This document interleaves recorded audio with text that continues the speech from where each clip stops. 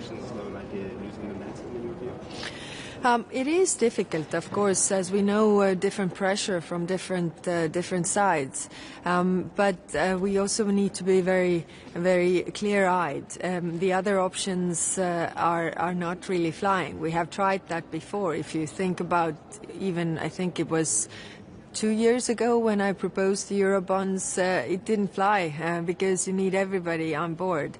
A reparations loan we can do with the QMV. Reparations loan is based on the Russian frozen assets. That means it doesn't come from our taxpayers' money, which is also important. And it also sends a clear signal that if you do all this damage to another country, you have to pay for the reparations. So.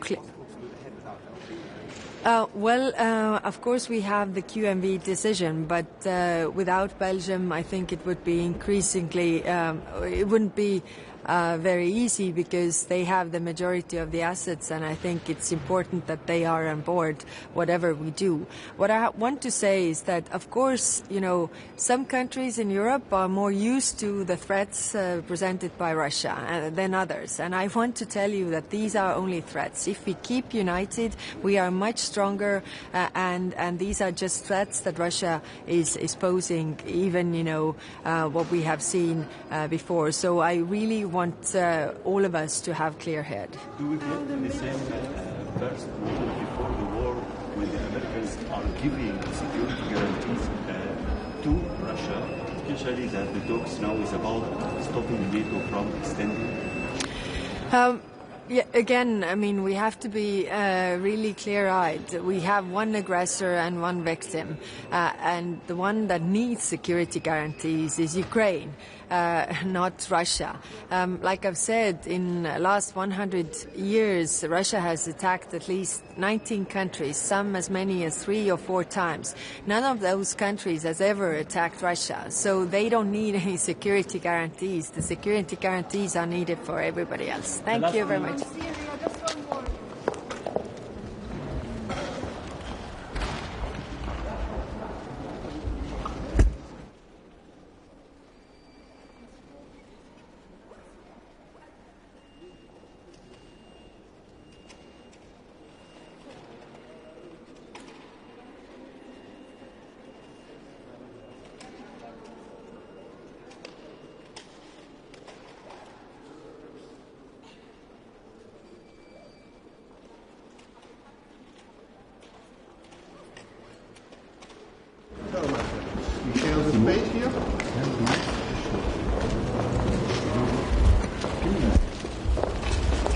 Morning, everyone.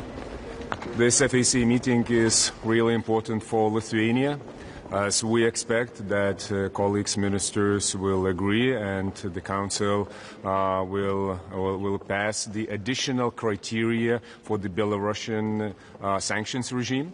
We're adding 3 points additionally to the current sanctions regime related to the hybrid activities against the European Union. We need solidarity. We got it. We need now united action. We are acting in this way today. And I'm really looking forward into expanding the sanctions regime on Belarus if those hybrid activities continue against us. So politically united and then also fast in the decisions. This is the recipe for the future and prevention from the activities against the EU as we were suffering already. Only when we are united, dictators step back. On Ukraine, we have to move fast.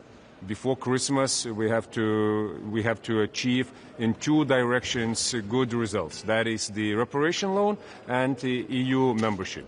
On both of these tracks, last week we had good progress, and we really congratulated. The one that was in Lviv, and also the Council's decision on freezing the assets for a longer period of time. Now we have to move forward with finances for Ukraine, and the reparation loan is not the major and the best, but the only option how we can mobilize finances for Ukraine's need. And we know how many billions they need for defense efforts and also for macro-financial stability.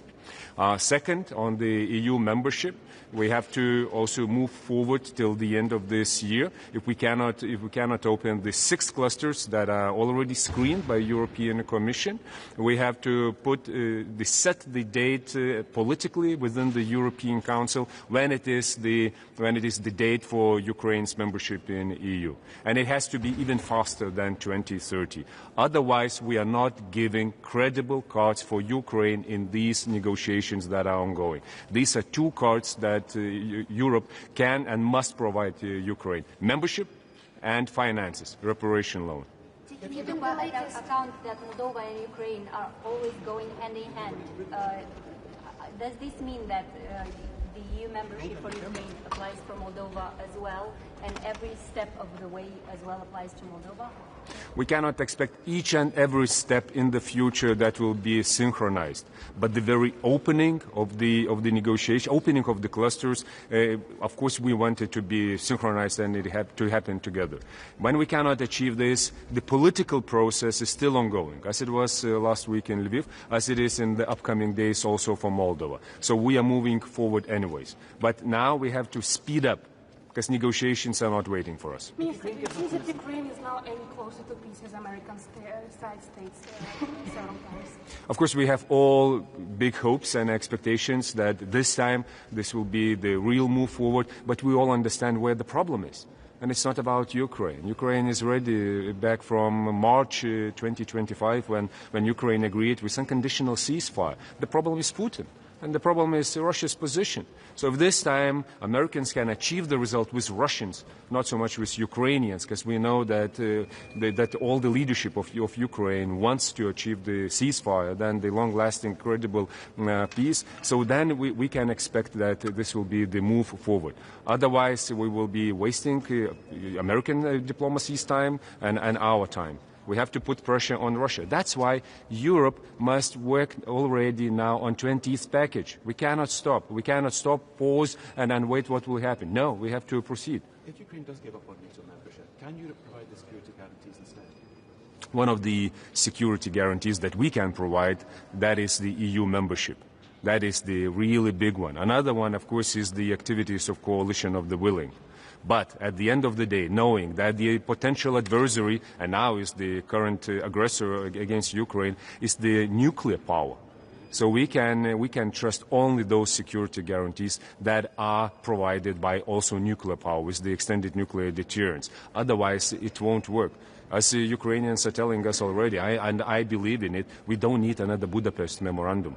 We need something credible. So when I hear that that will be Article 5-alike security guarantees, that is what we need.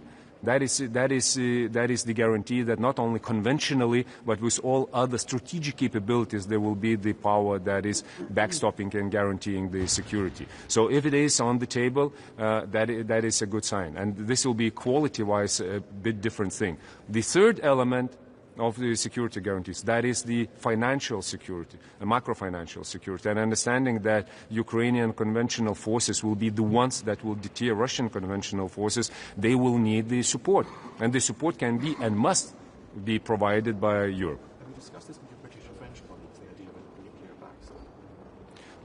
backstop? We are not considering from the European side these options, and of course we see it within the Ukraine and American discussions.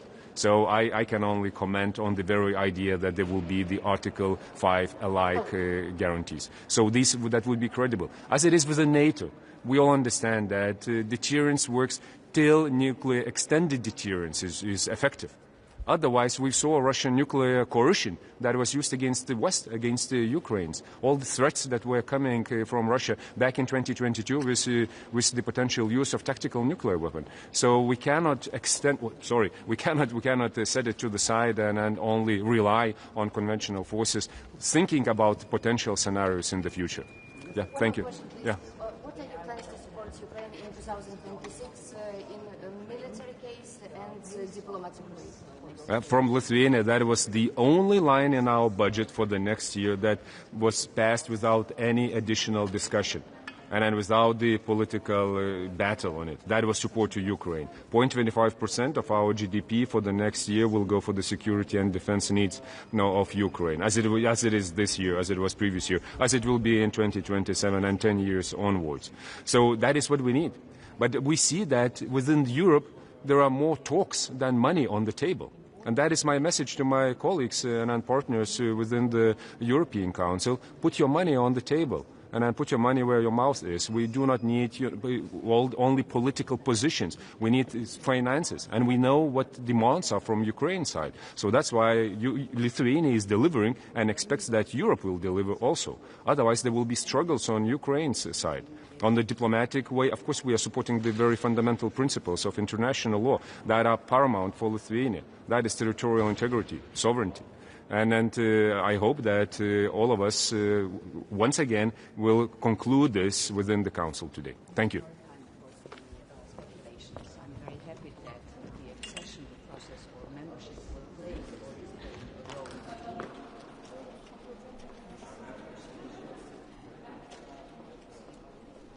From Russia back in 2022 with the potential use of tactical nuclear weapons. So we cannot we cannot set it to the side and only rely on conventional forces, thinking about potential scenarios in the future. Good morning. So today I will attend the Foreign Affairs Council on the topic of Ukraine. The pace of peace negotiations has accelerated, and this is good. It is good because we see the development, and I'm also very happy that the accession process of Ukraine will play a crucial role. We see the membership of the Ukraine in the European Union as a political anchor of the security guarantees, and this is important for Ukraine, and it is also important for the European Union. In order to be able to do this, we have to go on with the reforms, and we are doing this. Last week, the European Commission has gotten from the Member State important direction, and we can go on the technical level in the clusters 1, 2, and 6. The only way that we can secure peace and prosperity in Ukraine is that we go on with the accession process, and this is exactly what we are doing right now. That are paramount for Lithuania. That is territorial integrity, sovereignty. And I hope that all of us, once again, will conclude this within the Council today. This is not a time for the speculations. I'm very happy that the accession process or membership will play or is playing a role in the peace negotiations, but we have to see what will come out at the end. What is important is that through the accession process we can make Ukraine more prosperous, more stable, more democratic, and this is the most important part, not just because of the Ukraine but also for the European Union, making Ukraine stronger. It's also important for the European security. And I'm happy that the enlargement process is playing a big role, as it has played in the past 40 years. Whenever there were important events in the history, we could have a good answer through the accession process, and I'm sure this will happen this time again. Allow me to ask you this question. We know that all this started when Russia started to stop other nations from joining the partnership agreements. Do you think they will be silent watching Ukraine joining the EU? Do you think that they will not raise another kind of vetoes? You're right. You know, the conflict between Russia and Ukraine didn't start with the war in 2022. It started when Ukraine decided to go its European way with deep and comprehensive free trade agreement. That's why it is important what we hear, that the accession process is a part, or a membership of Ukraine and the EU is a part of the peace negotiations. So in this respect, apparently what we are doing now is exactly that nobody is opposing the membership of Ukraine in the EU, and this is great. Madam Post, starting without actually opening the negotiations clusters, the negotiations with the Ukraine, does this mean that this applies to Moldova as well? Can we expect anytime soon a decision in this regard? It will happen today, yes, indeed. So today we will have a meeting to get the orientation. So what we need as the European Commission is getting the orientation or direction what we can do. Indeed, for opening officially, we would need EU 27 decision, which we don't have. But it doesn't mean that we cannot do what is right. And the right thing is to go on with the technical part of the negotiations. And this is what we got the green light last week in Lviv for Ukraine. And hopefully this is what is planned for today. We will get it for Moldova. Can EU membership really provide the same kind of security guarantees? Sorry, Can EU membership really provide the same kind of security guarantees that Ukraine needs? Say if it gives up on NATO membership, can the EU provide something similar? Indeed, I'm speaking about the political anchor of the security guarantees, not guarantees on general.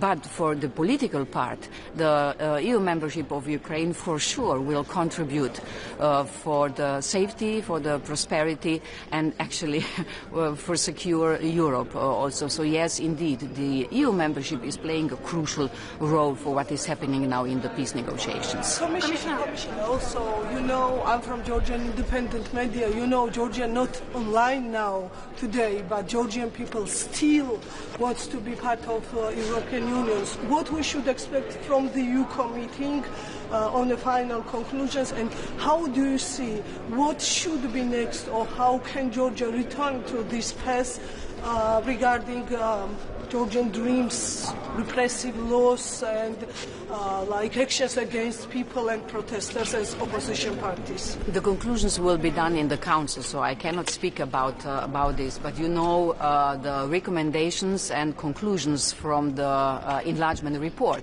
And in this enlargement report, we say that Georgia has backsliding as no other country. So if we expect, the country wants to move further on the European path, they have to do it differently. This is for the government. And of course, we will further on supporting the civil society and independent media, because this is very much important, not just to give hope to the people, but also to tell the government that it is not right if they don't consider what the people want.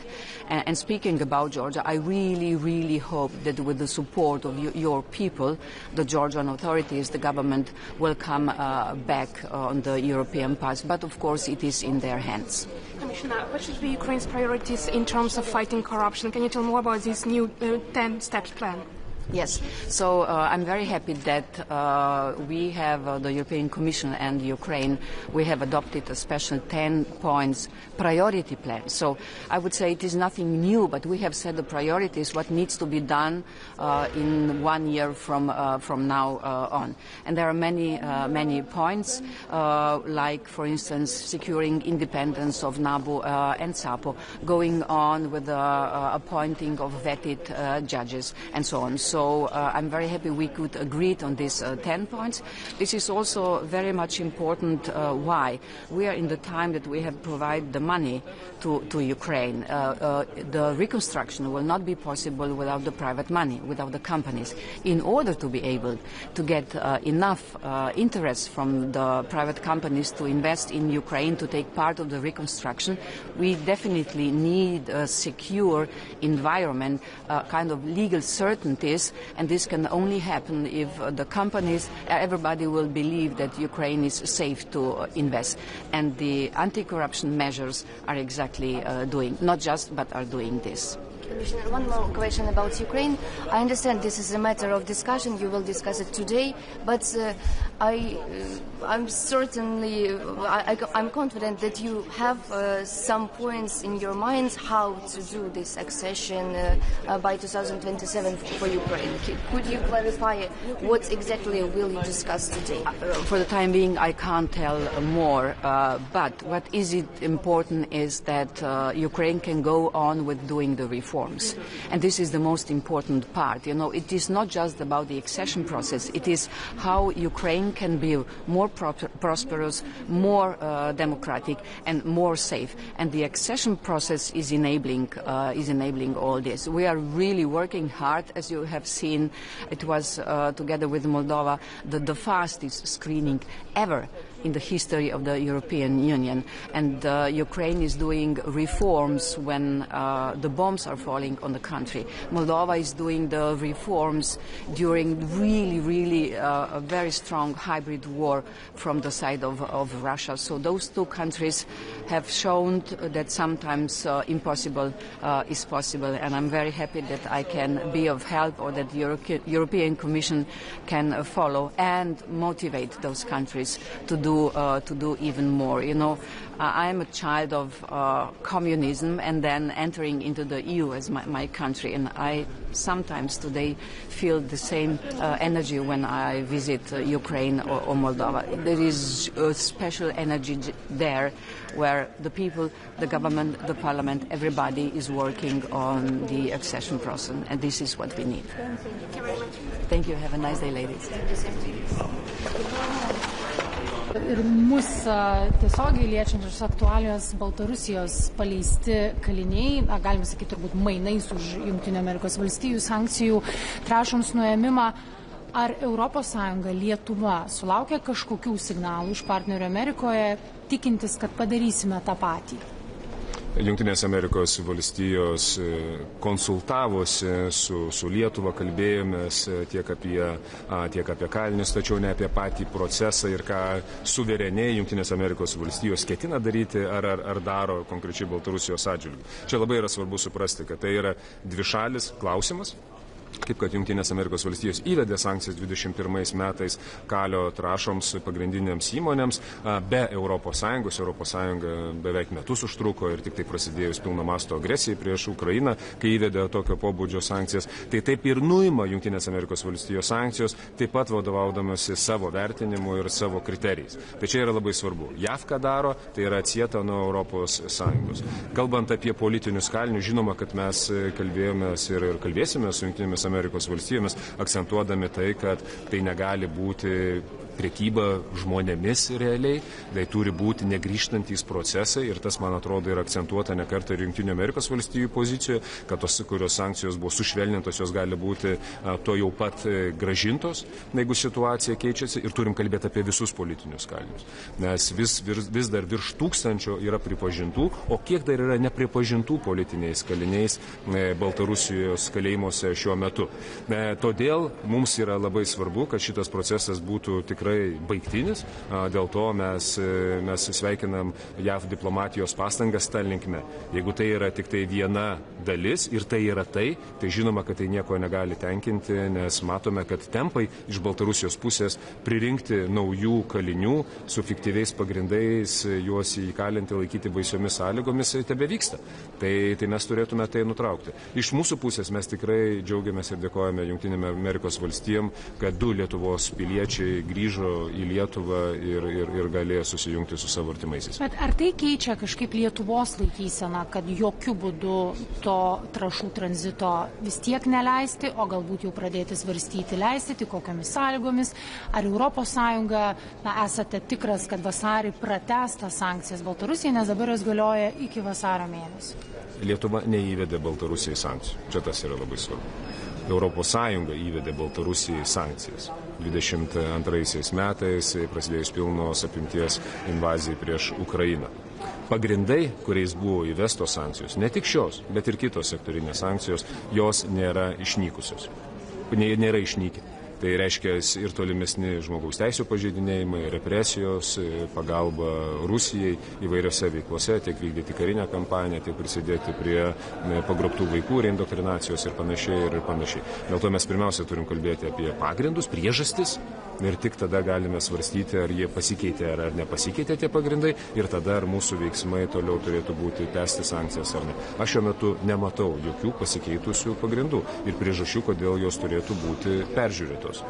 Galų gale šiandieną, ko tikiuosi, tai kad ministrai pritars išplėstam kriterijų sąrašui, kada Baltarusijai yra taikomos sankcijos. Tai Lietuvos siūlymo yra traukti papildomi 3 kriterijai susiję su kritinės infrastruktūros trikdymu, su atakomis prieš kritinę infrastruktūrą, taip pat už priešišką propagandą, dezinformaciją ir turėdami šitos jau pagrindus galėsime kalbėti apie individualias ir sektorinės sankcijas. Gali būti, kad mes Baltarusijos režimų nekeičiant savo elgesio, mes būsime skirtingose ir greičiuose ir galbūt ne šiek tiek kryptise su Jungtinėmis Amerikos valstijomis. Mes taip pat girdėjome savaitgalį, kad Baltarusija Amerikai pažadėjo pristabdyti, išspręsti balionų klausimą ir tuo pačiu girdėjome ir socialdemokratų lyderių pareiškimą, kad tai yra premjerės Ingos Ruginienės diplomatijos nuopelnas. Ar jūs irgi matytume tai premjerės nuopelnų, kiek čia jūsų nuopelno? Aš manau, kad tai, kiek aš visą laiką ir akcentuodavau, kai veikiame kolektyviai ir kolegialiai, kaip sprendimai yra priimami, derinami veiksmus, tai kiekvieną savo lauke, apimtyje įgaliojimų tos veiksmus ir darėme.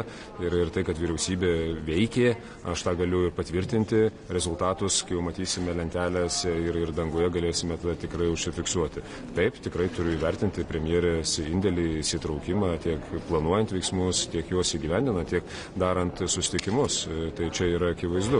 Iš mūsų pusės visas diplomatinis aparatas dirbo tiek čia, Briuselėje, tiek Vašingtone, susitikimus turėjome, tiek konsultacijose dėl prieš tai buvusių kontaktų su Baltarusijos režimu, tiek šituo metu tikrai intensyviai.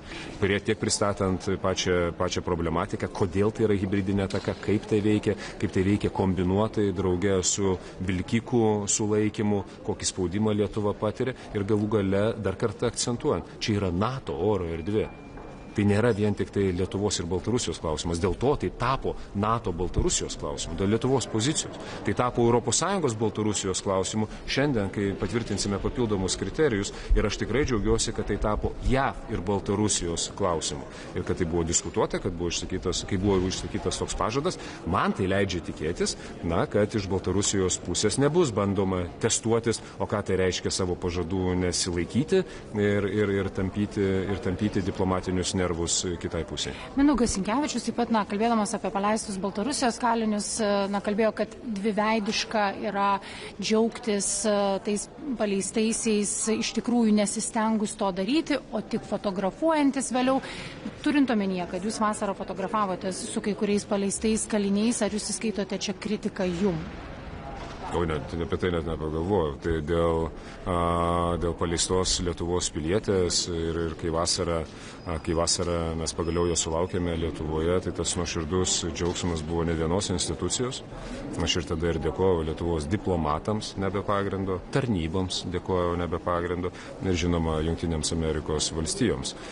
Kaip ir šiandien aš galiu džiaugtis, kad 2 Lietuvos piliečiai buvo paleisti iš Baltarusijos.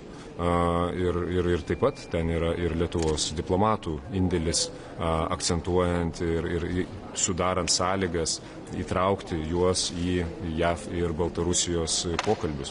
Tai dėl to aš nesusieju iš tų dalykų ir turiu manymą, kad ne apie tai čia buvo kalbėta. Ir ministrė, apie Ukrainą. Apskritai, ši savaitė, galime sakyti, daug ką gali būti keičianti, priklauso ir nuo vadovų tarybos, kokie bus sprendimai ir dėl finansavimo. Šiandien užsienio reikalų ministrų taryboje esminiai klausimai, kokie, kalbant apie Ukrainą? Apie Ukrainą tikrai kalbėsime, kur šiuo metu yra dėrybos. Prie mūsų prisijungs Ukrainos užsienio reikalų ministras Andrejus Sybiha ir tikiuosi išgirsti, kaip pavyko vakar procesas Berlyne, kaip jisai tęsi šiandien, ko mes galime tikėti šią savaitę. Ši savaitė yra ypatingai svarbi. Ketvirtadienį turėsime Europos vadovų tarybą, kur aš labai norėčiau pamatyti stiprias išvadas dėl ES plėtros. Mes turime uždėti aiškų įsipareigojimą dėl Ukrainos narystės ES. Kitas svarbus aspektas, kaip mes šią savaitę pajudėsime su reparacijų paskolų. Nes pinigai Ukrainai yra labai svarbu. Ukrainai politinė korta ir taip pat svarbus bus yra Europos bilietas prie stalo derantis dėl tolimesnės taikos. Tai bus svarbu Ukrainos temoje. Taip pat kalbėsime apie artimuosius rytus, ir kur esame su Sirija. Turiu tam tikrų nuogastavimų, kad ne visi lūkesčiai, o ypač tie, kurios Lietuva akcentavo, yra išpildyti. Ta prasme, aš matau, kad striginėjimai yra iš Sirijos pusės ir turėsime kalbėtis, kaip tai yra susijęs su ES laikysena, su parama Sirijai, su sankcijų nuėmimu Sirijos režimui, nes turime tai balansuoti. ES turi interesų ir turi turėti įrankius juos apginti. Taip pat šiandien bus svarbios temos susijusios su ES strateginiais ryšiais su kitomis pasaulio šalimis, su Kinija, tiek kiek susijęs su mūsų prekybos saugumu ir bendrai saugumu globaliai. Tai taip, kad yra tikrai svarbi taryba prieš pat Europos vadovų tarybą, ir prieš išsijungiant keliom savaitėm ES institucijoms kalėdų periodų, bet pagal tai, kas vyksta, aš nematau, kad čia bus ramių dienų. Mes girdėjome Volodymyrą Zelenskį sakant, kad Ukraina yra pasiruošusi atsisakyti noro tapti NATO nare, jeigu gaus europiečių, Jungtinių valstijų, G7 saugumo garantijas lygias NATO 5 straipsniui. Kai mes matome, kaip kinta Jungtinių valstijų laikysena Ukrainos atžvilgių ir kartais kyla klausimas, ar tikrai Amerika Ukrainos pusėje, kokias saugumo garantijas Europa turėtų pažadėti Ukrainai, kad jie jaustųsi saugiai iš tikrųjų ir kiek jos būtų tvirtos? Tai, ką gali duoti Europa, tai narystė Europos Sąjungoje. Ir tai yra politinis, socialinis šalies stabilumas, tai yra galų gale šalies raidos perspektyva ir finansinė parama išlaikyti savo pajėgas. Tai yra labai svarbu suprantant, kad konvencinių pajėgų prasme Ukrainos pajėgos bus atgrasančios Rusijos pajėgas. Kitosgi garantijos ir apie ką ir šneka Ukrainos pusė, kaip kad 5 straipsnis, tai reiškia tik vieną, kad už to stovi didžiulis ginkluotės arsenalas, strateginių pajėgumų arsenalas, branduolinis arsenalas, kurį turi Jungtinės Amerikos valstijos. Be to mes negalim čia net nieko lyginti su 5 straipsniu. 5 straipsnis tai nesolidarumas. 5 straipsnis reiškia priimtas sprendimas ir įsijungia didžiuliai planai ir įsijungia didžiuliai pajėgumai su milžiniška ugnies ir naikinimo gale. Tai reiškia 5 straipsnis. Jeigu to nėra, tai yra bla straipsnis ir tokių galime prirašyti labai daug. Dėl to aš visiškai sutinku, kad čia yra esmė. Esmė, kas garantuos Ukrainai saugumą. Aš jau nekalbu apie visus kitus dalykus. Europa be Jungtinių valstijų to saugumo? Negali ir čia nereikia įsivaizduoti, kad norinčių koalicija galėtų kažką tai užtikrinti. 3 brigados, 4 brigados, tebūnie 10 brigadų. Čia ne apie tai eina kalba. Ukraina jų turės nedaugiau. Čia yra visi kiti įgalintojai. Tai yra ir žvalgybiniai pajėgumai, tai yra tolimo poveikio efektoriai, ginkluotė ir panašiai. Aš jau nekalbu apie branduolinius. Minister, we see raising frustration in the Baltic states, Minister. We see a rising frustration in the Baltic states. We see that EU warning that Russia will be rewarded. Do you think that this is what's happening? And do you think that you can really do something in this crucial point for diplomacy to stop this from happening? Of course we can, and that is what is happening right now, and we're doing, meaning that diplomacy is working. And now ongoing talks and negotiations, what concerns at least the Ukraine side, of course they are destined to provide the result. But the problem is not there. The problem is Russia, and that is why what concerns Russia, it's not only diplomacy that should help us. That's also pressure on Russia that we saw was very effective, and that's sanctions. That's why I'm calling for the 20th package of sanctions being prepared already right now, because we have to proceed further. We cannot expect and build our strategy on hope that Putin somehow will change his position. He won't. Sorry, Minister, a very quick question again about Georgia. You know, for Georgia's people it's very important. How do you estimate more and more repressive laws against the public protests? Also, if you see the BBC investigative film that maybe probably Georgian Dream used chemical substance against protesters. So in this situation, how do you see recent developments and what will be like exit from this situation and position of your country? Now, what should you do? The exit of this situation is the one as we were calling for 1 year ago. And actually, I'm talking to you one year ago. That's what I said. What we need, we need to bring back the credibility of democratic institutions and processes in Georgia, and that is to organize the free and fair elections, and then to proceed further. Because otherwise, we see what are the degrading processes and backsliding of the democracy, and that is really frustrating. And especially knowing that the big expectations that Lithuanian people had, and also the expectations of Georgian people that they had with the European perspective, with such a big support of European membership. I'm still a believer in the European future of Georgia, but of course it doesn't match the current situation and the measures that the current regime is applying against the political opposition and protesters. It's absolutely unacceptable, and I'm really frustrated to see the trend. So for the next year, I hope that we will continue with our support what concerns civil society and organizations in Georgia, and I really hope that the Georgian regime will change its position and also review strategically where Georgia belongs. And now, when there are such a major geopolitical shifts in the world, that's the biggest question. And then there in Tbilisi, where we are, what part of the world we are with. Thank you.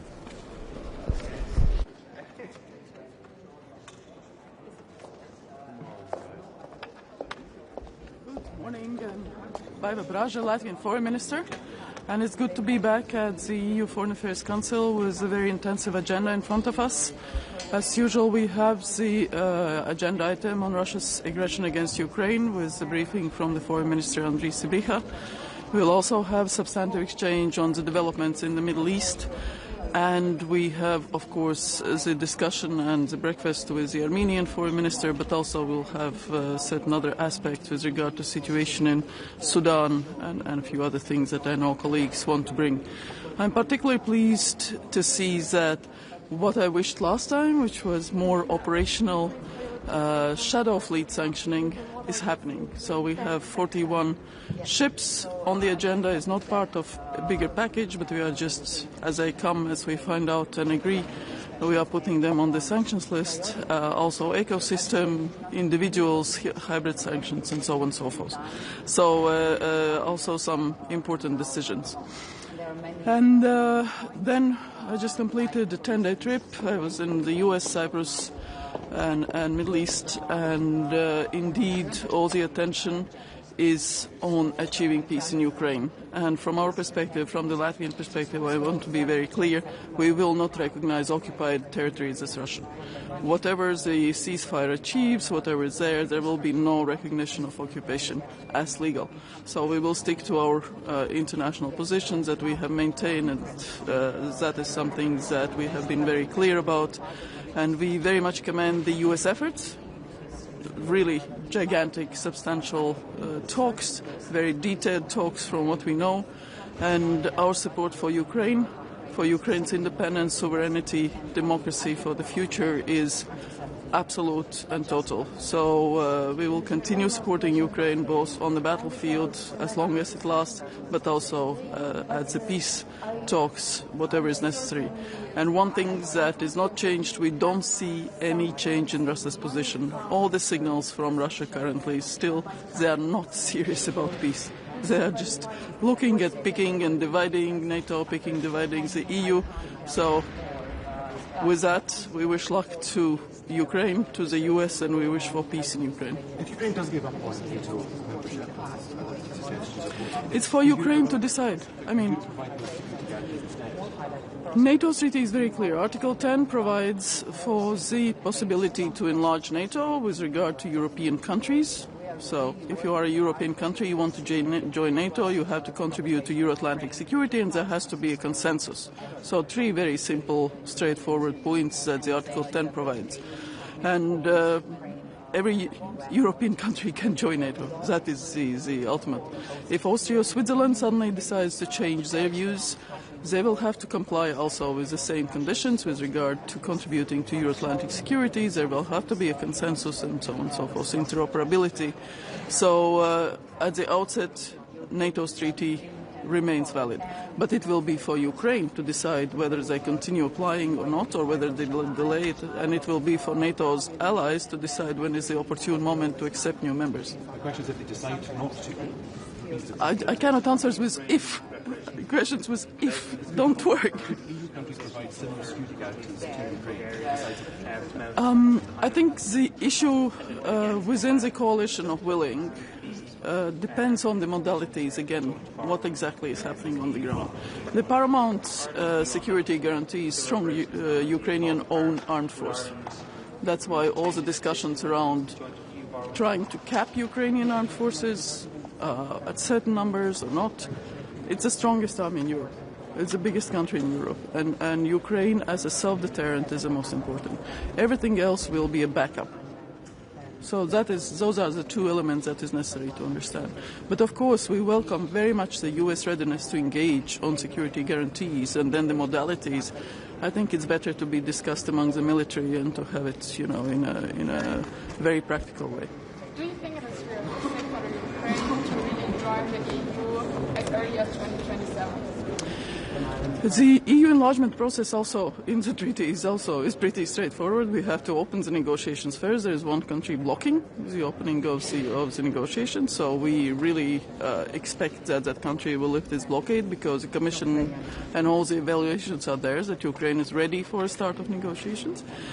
And then, of course, proceeding in accordance with the practical steps, just like we all have done. Joining is hard work. And we know Ukraine has done a lot of work. I was just in Ukraine 2 weeks ago.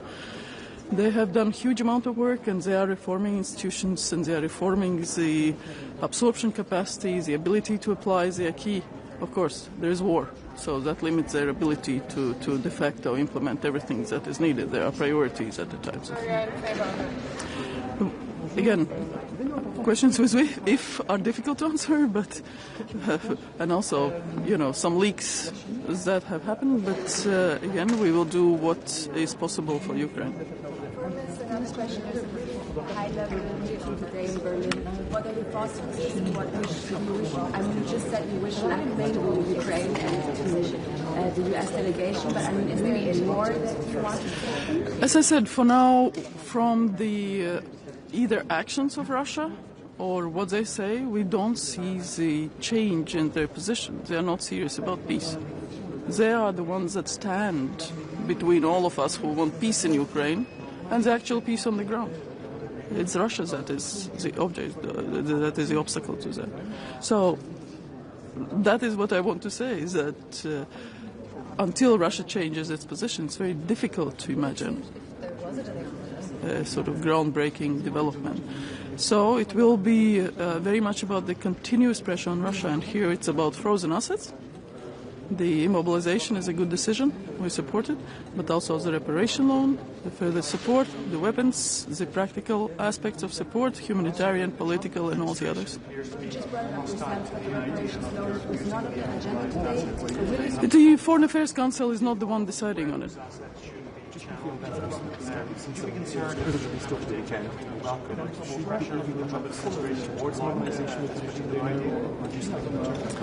The regime hasn't changed, but again, also on this occasion, we very much welcome the ability to welcome back those that have been unjustly politically imprisoned. And that concerns both, there was a Latvian citizen, but also the Belarusian oppositioners, but also we very much welcome the return of Ukrainian citizens that we saw happening. Thank you.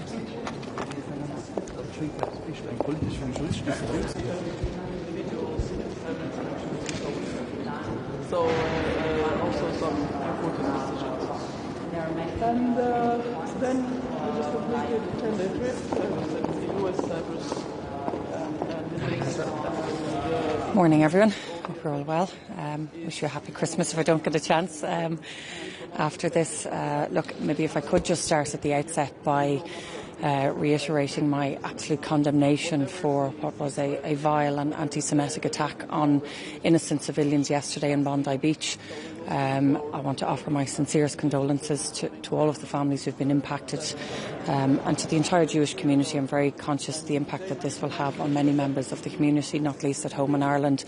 And I want to say in the strongest words possible, we utterly condemn what was a vile and anti-Semitic attack, and we must do everything that we can to push back on this type of anti-Semitism and hatred and violence across the world.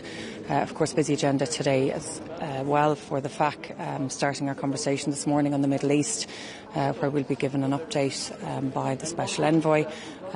It's absolutely vital that we focus on ensuring that the first phase of the peace plan is implemented in full, and that we can move to the second stage. However, I do have significant concerns in terms of the amount of humanitarian aid that is getting in on the ground. It is an absolutely dire situation for many thousands of civilians, where more aid is needed, in particular coming into the winter months.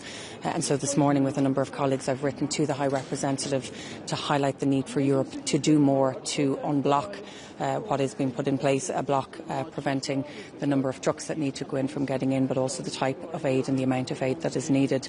In terms of our conversation on Ukraine, again, we are at a critical juncture. It's very welcome to see significant conversations and engagement that's happening between Ukraine and the US, and in particular today in Germany, where Germany will host a number of heads of state to further those discussions. It's absolutely vital that an agreement can be reached and that a ceasefire can be put in place, again, particularly coming into the winter months, the challenging situation that so many citizens in Ukraine find themselves in.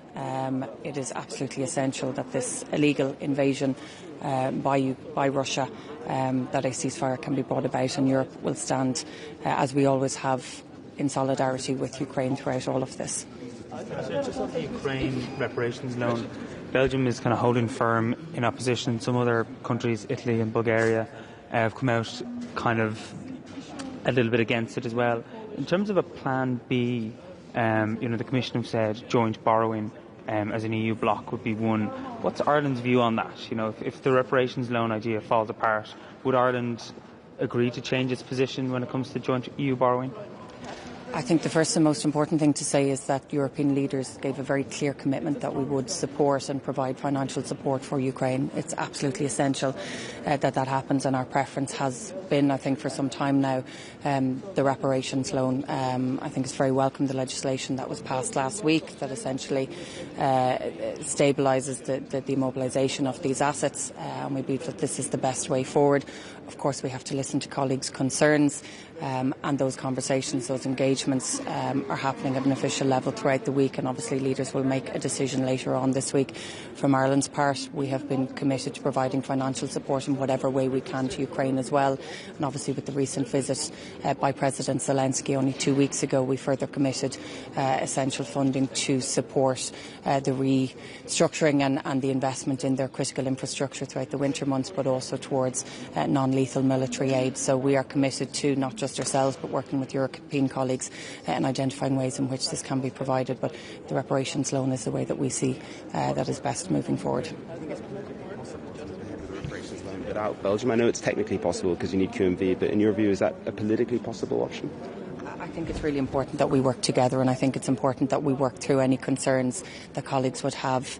Again, I think last week's legislation is an important step in moving in that direction with the immobilisation and the stabilising of those immobilised assets. But of course we need to work through the issues with colleagues this week. But again, that remains our preference, and we believe that that's the best way forward in providing financial support that is so badly needed. Minister, on your other brief, deal on Mercosur trade deal seems to be a little bit kind of on the rocks at the moment.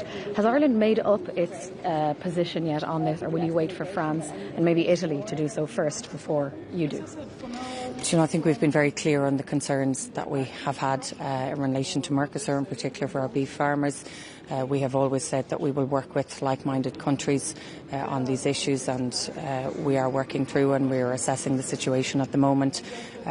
We don't have a date for a vote. We're not clear when a vote may or may not happen, whether it's before or after Christmas, but we'll continue to work with colleagues and work with like-minded colleagues on the concerns that we've raised and we've consistently raised throughout this. Would it suit if there was a delay on Mercosur, like France apparently does want? Well, look, what we don't know is whether or not there is a majority of QMV in moving forward here, and so we'll continue to work with colleagues. We have to assess the situation, and without sight of when a vote is, we'll just continue to engage with colleagues on this. Minister, the Trump administration appears to be hostile to the idea of Europe using the immobilised assets because they have their own plans for where those assets should be channelled. Would you be concerned if member states are coming under some kind of pressure from the Trump administration to block this particular idea? Look, colleagues will discuss this today at the Foreign Affairs Council, and leaders obviously later on this week. There's a huge amount of work happening with our officials, and that will continue throughout the week to try and address the concerns. And I understand the concerns that member states have raised, but it is absolutely essential that we send a very strong signal to Ukraine, but in particular to Russia, that we are going to support, and we will use these assets to support Ukraine in what has been an illegal invasion. We need to make sure that that support is strong and that Europe stands square behind Ukraine, and that will be our priority and our focus and our commentary in the Taoiseach in signing the letter that he did has made it very clear that this is Ireland's priority and this is our preference in how we move forward in providing those financial supports. Minister, just on the triple lock, what's your sense of timing? Like, would you hope that you could have legislation, signed into law at some point in 2026, or do you think it could be 2027 before we get it enacted? Personally, I think this is legislation we need to move on quickly.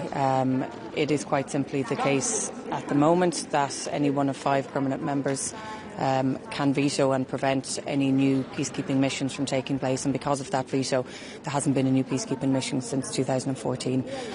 We have world-class and world-trained peacekeeping troops, many of whom I've met in the last number of weeks, and they are unable to take part in new missions, and I think we need to take back our sovereignty in that regard. We need to take back our ability to be able to deploy our troops on the ground in parts of the world that need their expertise and their support most.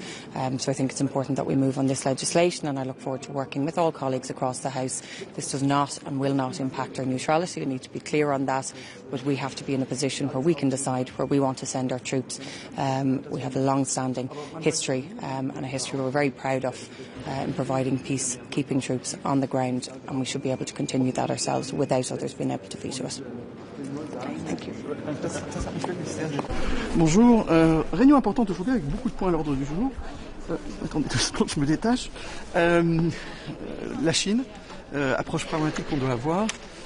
J'ai déjeuné avec le ministre des Affaires étrangères indien avant-hier, et je pense qu'on ne doit pas faire l'erreur de mettre l'Inde et la Chine et la Russie, en fait tout le monde dans le même panier. J'ai l'impression qu'on a tendance aujourd'hui au niveau européen de mettre tout le monde dans le même panier et de voir quand même comment on peut avancer sur certains dossiers avec les partenaires indiens et aussi avec les Chinois, en n'étant pas dupes non plus, en sachant que ce sont des rivales, mais aussi que peut-être ils peuvent aller dans la bonne direction. On le voit aussi à New York lors des votes. L'Arménie, aujourd'hui avec l'Azerbaïdjan aussi, on a l'impression que c'est acquis qu'il y a la paix dans la région. Il faut y aller. Il faut aller à Bakou, il faut aller à Erevan et soutenir aussi les démarches qui vont dans ce sens. Il faut vraiment soutenir parce que c'est quand même très fragile. Je le soutiens, je continuerai à le soutenir. Et demain, j'ai le ministre des Affaires étrangères arménien qui vient justement au Luxembourg pour continuer. Le Liban, fragile. Voir comment on peut soutenir aussi. J'ai discuté aussi ces derniers jours avec les responsables du Moyen-Orient. Elles sont très précaires, une aide humanitaire qui ne rentre pas, des civils à Gaza qui continuent à mourir, donc une situation aussi très difficile. Mais bon, donc vous voyez, un ordre du jour comme toujours, très compliqué. Je n'ai pas encore parlé des États-Unis, je n'ai pas encore parlé des avoirs ukrainiens, et donc pas mal l'ordre du jour. Et en luxembourgeois, also een vollen agenda. Wir haben mit China so eine Diskussion, wir sollen noch nicht Fehler machen, Indien, Russland, China, alles an derselben Stippen zu geheilen. Ich hatte mit jetzt mit dem indischen Außenminister, der noch demandeur ist, für mit Europa zusammenzukommen, dafür nicht Fehler machen, steht für einen Deppen zu kommen, wir sollen noch nicht dumm sind. Wir wissen, dass bei verschiedenen Partnern sind, aber auch Rivalen sind. Russische Abwehr, juristisch Frauen, die schon 4 Jahre gestaltet, wo ich halt noch immer keine Antwort. Das ist normalerweise kein gutes Zeichen. Wenn ich keine Antwort kriege, dann schenkt das echt eine politische, eine juristische Decision zu sein. Wir müssen einfach aufpassen, weil Decisionen zu hören sind dann normalerweise immer viel dumm. Wenn dann nur darum geht, es direkt zu hören, dann sind noch viel fort. Auch Armenien, Aserbaidschan, Konflikt, den nach immer ganz fragil als Lohm ab Frieden, mehr aber potenzielle Konflikte, die kann nicht entstehen. Relation an schon Mittag den armenischen Eisminister zu Mittagessen zu Lützeburg eben noch die Relation zu verdeven, dann soll ihn eben noch dahin gehen, für zu sagen mit Brand, aber überall, also das nicht einfach, aber dafür ist wichtig, dass man den diskutieren und nicht was den anderen. Voilà, merci. Herr Bettel, eine Frage auf Deutsch, wenn Sie ganz kurz. Und zwar erstens mal, selbst haben wir ja gesagt, es braucht kein NATO-Beitritt, eventuell würde das zurückziehen. Aber was sagen Sie genau dazu, was können die Europäer jetzt für Sicherheitsgarantien leisten, die ähnlich stark sein sollen wie die NATO? Geht das überhaupt? Also wir können sicher Garantien geben. Wir sind ja selbstständig auch aus verschiedenen Ländern, um Garantien zu geben. Wenn die Amerikaner alleine Garantie geben können, wieso dürfen anderen Ländern das nicht tun? Das Einzige, was ist, wir sollen die Ukraine jetzt unterstützen. Die Russen haben ja nur einen Willen, das ist im Moment die Ukraine auf den Knien zu haben. Bei Verhandlungen, dass sie so schwach sind wie möglich, damit die Russen wirklich so beim Arm biegen. Mit Unterstützung auch noch ein bisschen von Amerika hat man manchmal das Gefühl, dass sie alles aufgeben, für was sie gekämpft haben die letzten Jahre. Und das wäre nicht gut. Aber man weiß ja nie. Manchmal ist ja auch, jetzt sind ja Gespräche in Berlin gewesen und wir werden ja heute auch gebrieft, wie es da gelaufen ist. Hoffnung stirbt bei mir immer zuletzt. Und ich will nur sagen, und das hat mich wirklich sehr, sehr traurig gemacht. Wenn ich jetzt gesehen habe, vor 10 Tagen in New York gab es eine Abstimmung, um Kindern zurückzubekommen, die von den Russen gekidnappt worden sind. Und da sind Länder, die dagegen gestimmt haben, dass die Kinder zurückkommen. Man soll sich mal vorstellen, dass ihre eigenen Kinder morgen gekidnappt werden und dann würden die anderen Länder sagen, das ist in Ordnung. Das ist fast zum Kotzen. Also ehrlich gesagt, wie verschiedene Länder sich benehmen. Und die saßen bei mir jetzt in Wien letzte Woche bei der OSZE und ich habe es ihnen auch gesagt, sie sollen nicht zwei Zungen haben. Also man soll immer schon seiner Linien gerade bleiben und man soll nicht über Rechtsstaatlichkeit reden, wenn man selber sowas unterstützt. Das macht mich sehr, sehr traurig. Sie haben jetzt auch schon angesprochen, dass heute Gespräche in Berlin sind. Auch schon gestern waren diese Gespräche. Sie haben einen guten Punkt gesagt, und zwar, dass es manchmal so wirkt, als würde die USA die Ukraine teilweise mit in die Knie zwingen. Was bringen dann solche Gespräche? Was genau kann dort geplant werden? Jeder Gespräch ist gut. Also man soll jede Gespräche unterstützen, aber wie gesagt, es soll kein Diktat sein. Es soll schon ein Kompromiss sein und es sollen auch keine Entscheidungen genommen werden über die Ukraine, ohne die Ukraine. Ich habe manchmal das Gefühl, dass verschiedene Leute so im Restaurant sitzen und dann haben sie die Ukraine auf dem Menü und sie gucken mal, wie sich das aufteilen. Vorspeise, Hauptgang und Dessert. Und das geht nicht. Die Ukraine muss am Tisch sitzen. Es sind ja verschiedene Sachen. Und ich bin schon, also Luxemburg ist ein kleines Land. Stellen Sie sich mal vor, dann würde man sagen, ein Drittel von Luxemburg ist jetzt morgen weg oder ein Viertel von Luxemburg. Das geht doch nicht. Wir haben internationale Gesetzgebungen und ich habe nur das Gefühl, dass wir wirklich uns wieder konzentrieren müssen, was es ist. Ich bin ein kleines Land. Für mich ist internationale Gesetzgebung das A und das B vom Zusammenleben. Wenn jeder macht, was wegen seiner Kraft, was er will, dann haben wir keine Zusammenarbeit mehr. Und wir haben im Moment so viele Instabilität, aber vor allem voraussagen kann man nichts. Und das ist das, was eben schwierig ist. Die Leute haben Fragen und wir haben keine Antworten. Das macht es nicht einfacher. Noch eine Frage. Glauben Sie daran, dass die EU sich darauf einigen kann, das russische Vermögen jetzt als Reparation Law zu verwenden? Also wir sind ja pragmatisch bei dieser Frage. Ich muss Ihnen nur sagen, ich bin jetzt 12 Jahre hier in Brüssel. 10 Jahre als Regierungschef. Ich habe als Regierungschef, das ist schon eine Zeit schon her, 2 Jahre, gefragt, man soll mir juristisch geben, ob es wirklich eine juristische Sicherheit gibt bei sowas. Ich warte heute noch drauf. Und meistens, wenn ich kein juristisches Analyse bekomme, ist das kein gutes Zeichen. Ich habe nur gewarnt, man muss aufpassen, weil da drin sind wir immer sehr stark, um Entscheidungen zu nehmen, aber nachher, wenn es um Bezahlen geht, dann sind sehr viele Straußen und dann sieht man auf keinen Kopf mehr. Und das geht nicht. Und man soll nur einen Mechanismus finden, dass nicht die Belgier nachher alles bezahlen müssen, alleine, was wir zusammen entscheiden. Das ist für mich nicht Europa. Tschüss!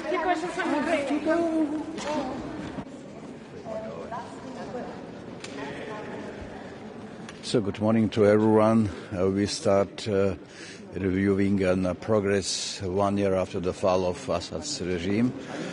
Then we will also address how to help the implementation of the peace plan for Gaza. And then we will also consider our overall relations with China. Finally, we will discuss how to step up our support to Ukraine even further. Thank you.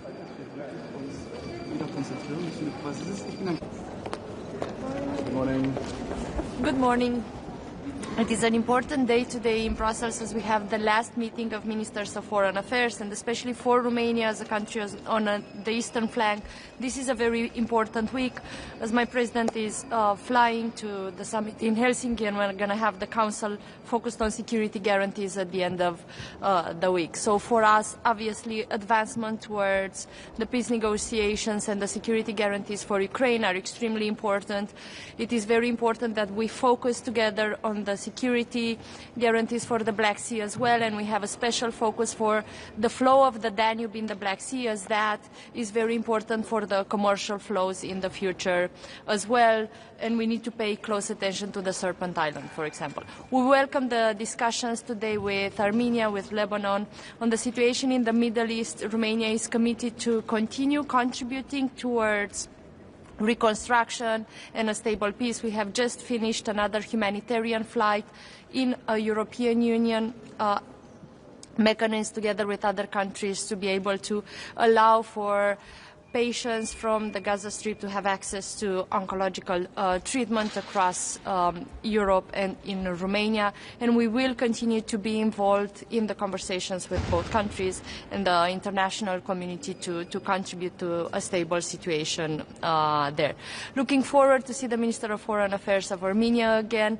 We consider that it is very important that the European Union has a stronger presence. We are in Romania one of the main contributors of the European Union mission in Armenia, and we've continued throughout the last months as the peace treaty has advanced after the meeting with President Trump that the presidents of Armenia and Azerbaijan had, with both Armenia and Azerbaijan, to be able to increase the connectivity, to be able to use this moment in time, for example, to make sure we have stronger commercial flows that not only increase their economies and ours, but decrease the influence that Russia has or will be able to have in the region. So on Romania's side, we are going to push at the European Union level as well for a strong connectivity agenda in the region.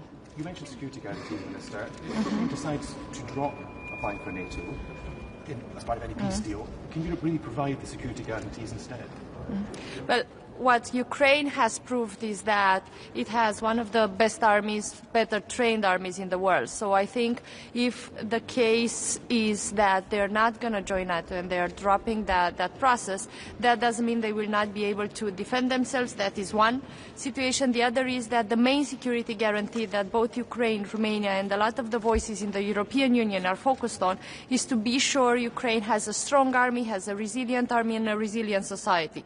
And in that sense, that is not connected with the decision to be part of NATO. It is something that we are already doing together in terms of providing the military equipment when that is the case. But also another significant element of the security guarantees is, for example, to make sure that not only that the conflict is stopped, but that we ensure, for example, the security that is needed for all the commercial flows, for all the infrastructure projects that are under development, to be able to make sure that the economy in the region, specifically Ukraine, but also the projects that we're doing together as neighbors, are seen as being protected into the future and attractive for investors. How do you think, is Ukraine now any closer to peace than in 4 years before that? Because this is what the American side keeps stating, that Ukraine is closer to peace. We think it's extremely important that we're now advancing towards a peace agreement, and here the role of the United States has been absolutely instrumental. The role of us in the European Union is also absolutely essential, not just in terms of the help we are currently providing, but especially in the future steps in terms of the reconstruction. And at the end of the day, what we are seeing now is a fight between two futures. We see Russia trying to push their own influence, territorial ambitions through the unprovoked war of aggression, and that is one potential future, one that we know very sure that the Ukrainians do not want, that they have sacrificed so many lives to be able to not be drawn into that future that they refuse. And on the other side, there's a future that is connected with the European values. It's a future towards the European Union integration. And in that sense, Romania's point of view has been and will continue to be that we need to open the negotiations for Ukraine and Republic of Moldova, not just on Cluster 1, but on the other sets of the clusters as well. Minister, you mentioned black security region, also Armenia from Georgia's independent media platform. So can you compare where now Georgia is and how do you estimate recent developments in Georgia, and what will be your main message to Georgian people who are fighting for European future? Yes, thank you for the question. So Romania is the first country in the European Union that has signed a strategic partnership with Georgia, and we continue to have that strategic partnership in place because we believe in the European future of Georgia. It is true, though, now that the ones that are fighting more for that future, that contribute more to that future in this present moment of time, are the citizens rather than the institutions and the political and the central authorities. And we believe that is also a sign of the resilience of the Georgian society and the fact that we need to continue the dialogue and continue to invest on the European Union path for Georgia as well. Why is that very important for Romania, and not just looking at Georgia as a country that is important in the region, is because we need to collaborate more and be more on the same side when we're looking at the Black Sea, and obviously in that sense we are worried about current developments in Georgia as well. U.S. national security strategy. I mean, you are on the eastern flank, you just said it, and the U.S. is not willing to say that Russia is an aggressor and that it is problematic. So what do you think about this national security strategy, especially since the U.S. is obviously trying to tear apart the EU in this? So Romania has a long-standing strategic partnership with the United States. Something very important for us is that we actually joined NATO, very much connected with the participation of the United States before we joined the European Union, if you look throughout our history. So the partnership with the United States is absolutely key for us. In our own national defense strategy that we've launched, President Nicu Șordan has presented to the Parliament, we have taken into account what was already foreseen to be part of the United States approach, which is a stronger focus on our own investments, a stronger focus on the fact that we are security providers for the Black Sea and for the eastern flank, not just by ourselves, but also in closer partnerships with the countries there. We continue to have a strong reliance on the partnership with the United States and United States presence in Romania military bases. We have recently just had a considerable strong United States delegation for the NATO exercises we have done, DCEM Fall 2025, where the battle group has been risen to a brigade level with a strong participation from France and other 10 allied countries as well. So we will continue in that direction. Something that is very important, though, for all us here that we're going to meet today as well in the Ministry of Foreign Affairs meeting, is that we all realize that we need to step up our investments and we need to be closer in terms of the collaboration and connectivity and interoperability between us as well. But that being said, we need to focus as well on the transatlantic agenda and partnership. And what does that mean in practical terms? Is that everything that we do at the European Union level, everything that is financed through the European Union mechanism, we believe they need to be aligned with NATO standards and they need to be interoperable with United States military equipment as well, because we see the security in the region as continuing to be based also on the transatlantic partnership. And another angle that I think is very important is to realize that we are also contributors to the security objectives that the United States has across the world through our participation in common NATO missions. Thank you.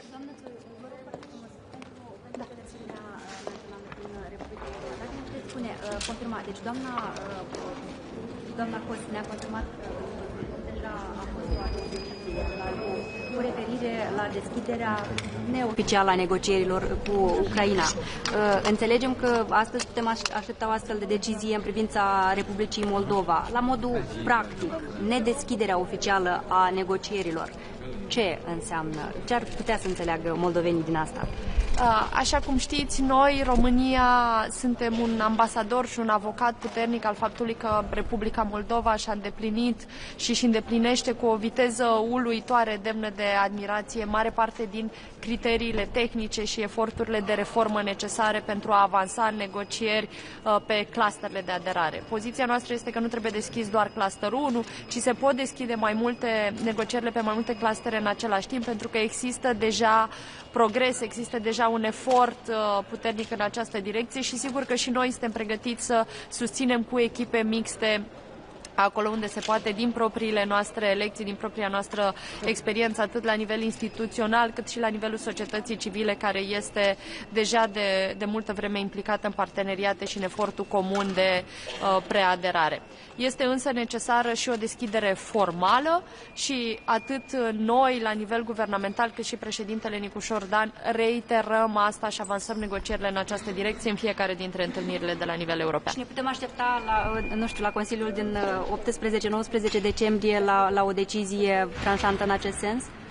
Este pe agenda Consiliului și din discuțiile pe care le avem noi putem să fim optimiști. Însă până nu se ajunge la finalul Consiliului cu votul final, nu putem să estimăm până la capăt care va fi decizia finală, însă este cât se poate de clar că nu doar România, ci foarte mulți din prietenii Moldovei de la nivel european facem în aceste zile eforturi diplomatice ca să deblocăm negocieri. Mulțumesc! Quickly, do you think that the ceasefire in Ukraine can start in the Black Sea as a first stage? Can start this ceasefire idea in the Black Sea, because the Turkish, they say something about that. About starting the ceasefire in the Black Sea. Is this going to be the first stage from the ceasefire, or the talks now is beyond this idea? There have been incidents in the Black Sea, and if we look a couple of months ago, we have seen incidents, for example, on the Danube itself, but they have been isolated incidents. The Black Sea continues to be rather safe. When we speak about security guarantees, we are focused a lot on the future and what might happen once we have a ceasefire on the territories, what that might happen in terms of making sure there are no more potential challenges in the Black Sea.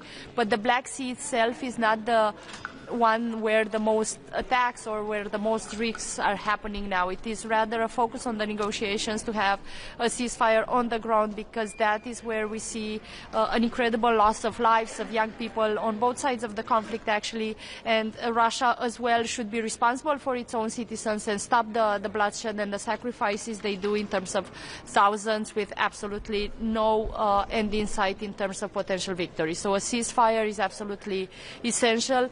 The place where that needs to take place is essentially everywhere, but if there's an order of territories where that should happen, it should start with the places where most of the lives are lost and that have a more strategic Thank you.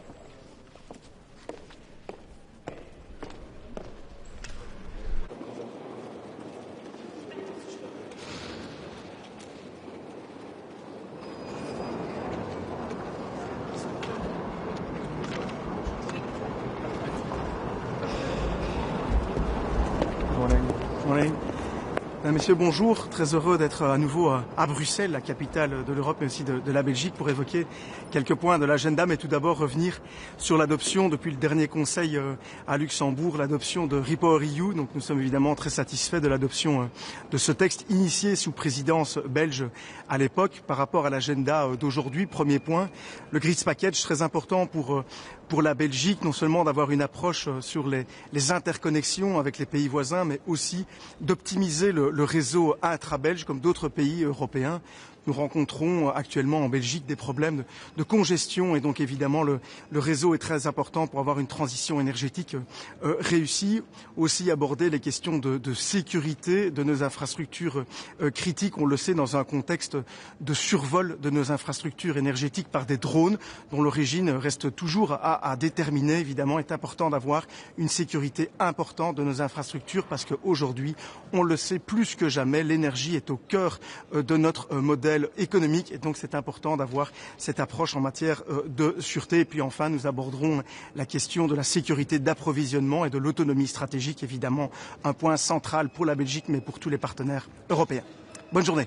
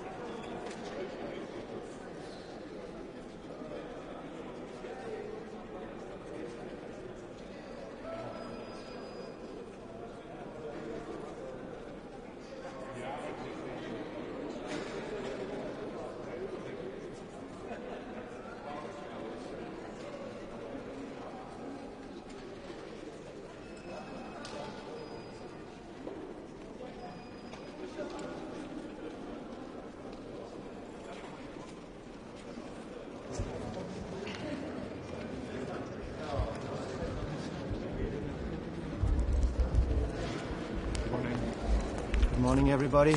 So, we have a very important meeting today. First and foremost, of course, we will discuss how to best implement the extremely important agreement that was reached recently, which means that we will now finally ban the import of Russian gas. This is a very, very clear signal to Russia, to Putin. We will no longer let you blackmail our countries. We will no longer keep indirectly helping to finance the terrible war in Ukraine. We will also today discuss a next very big and important step in the European Union to facilitate and improve our energy union, which is to secure that we have the grids necessary, the physical infrastructure necessary.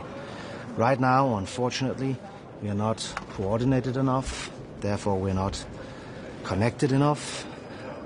It's like if you imagine making a jigsaw puzzle without looking at the picture on the box.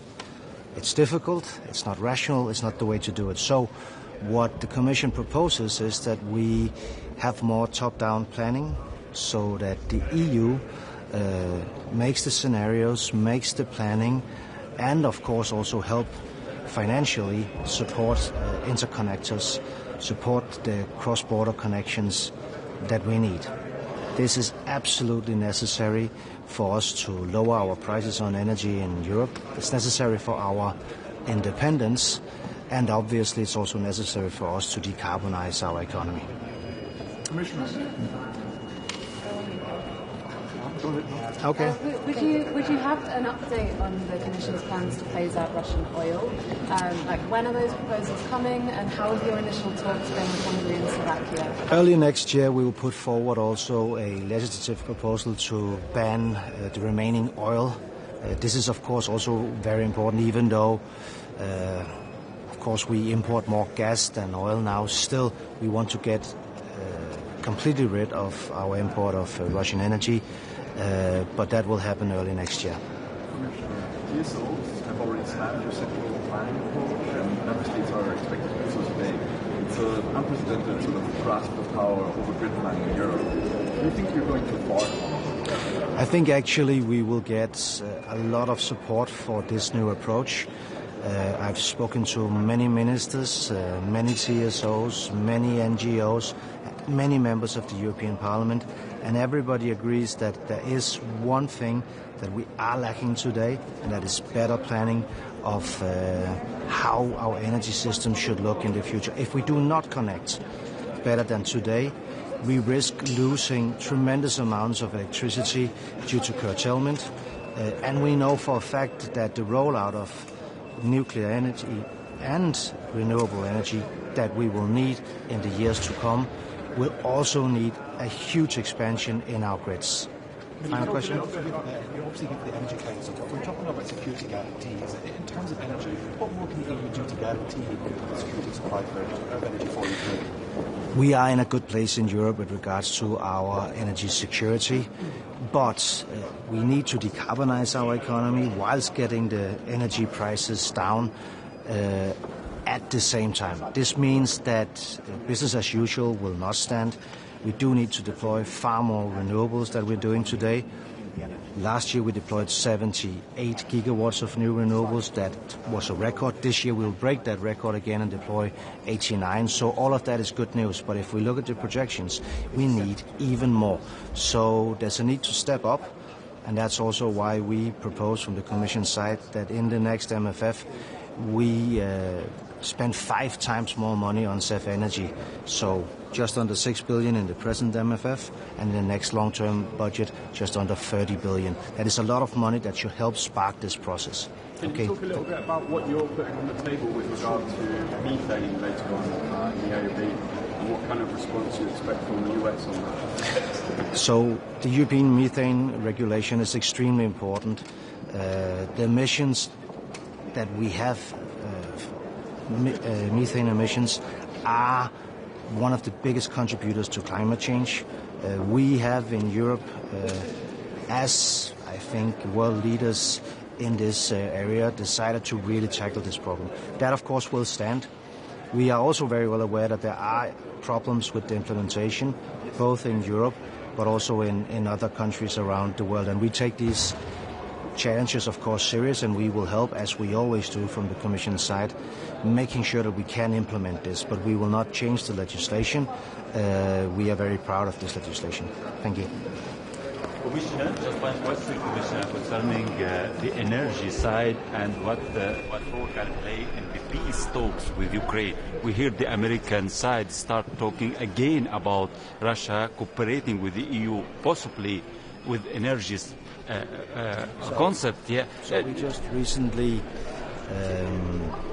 made a very important agreement in the European Union in which we ban the import of Russian gas. This also means that, since we're not speaking about a sanction, this is a ban that will stand also in the future. So even after peace, Europe will not repeat the mistake that we have done in the past, which is to make ourselves dependent on Russian gas. Thank you.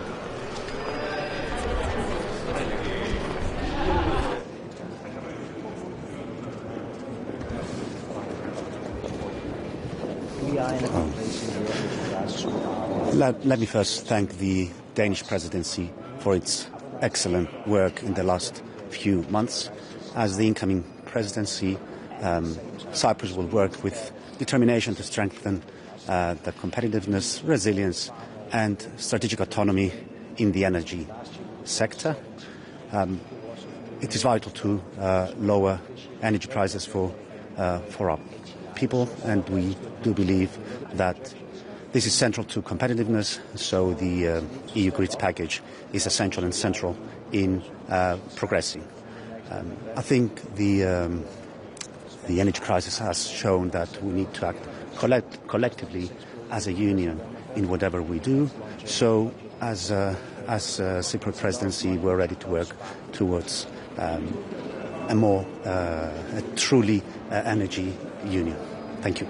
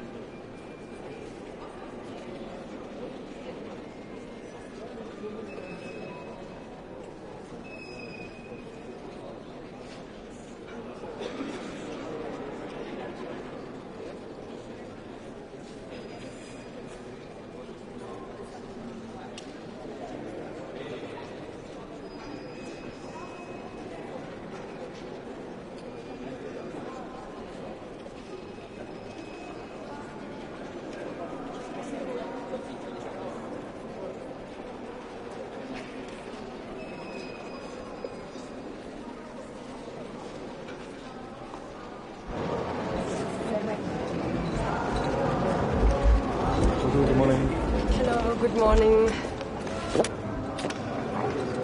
Good morning. First of all, I would like to express my deepest condolences and my sincere sympathy to the victims of the horrendous terrorist attack that occurred this Sunday in Australia.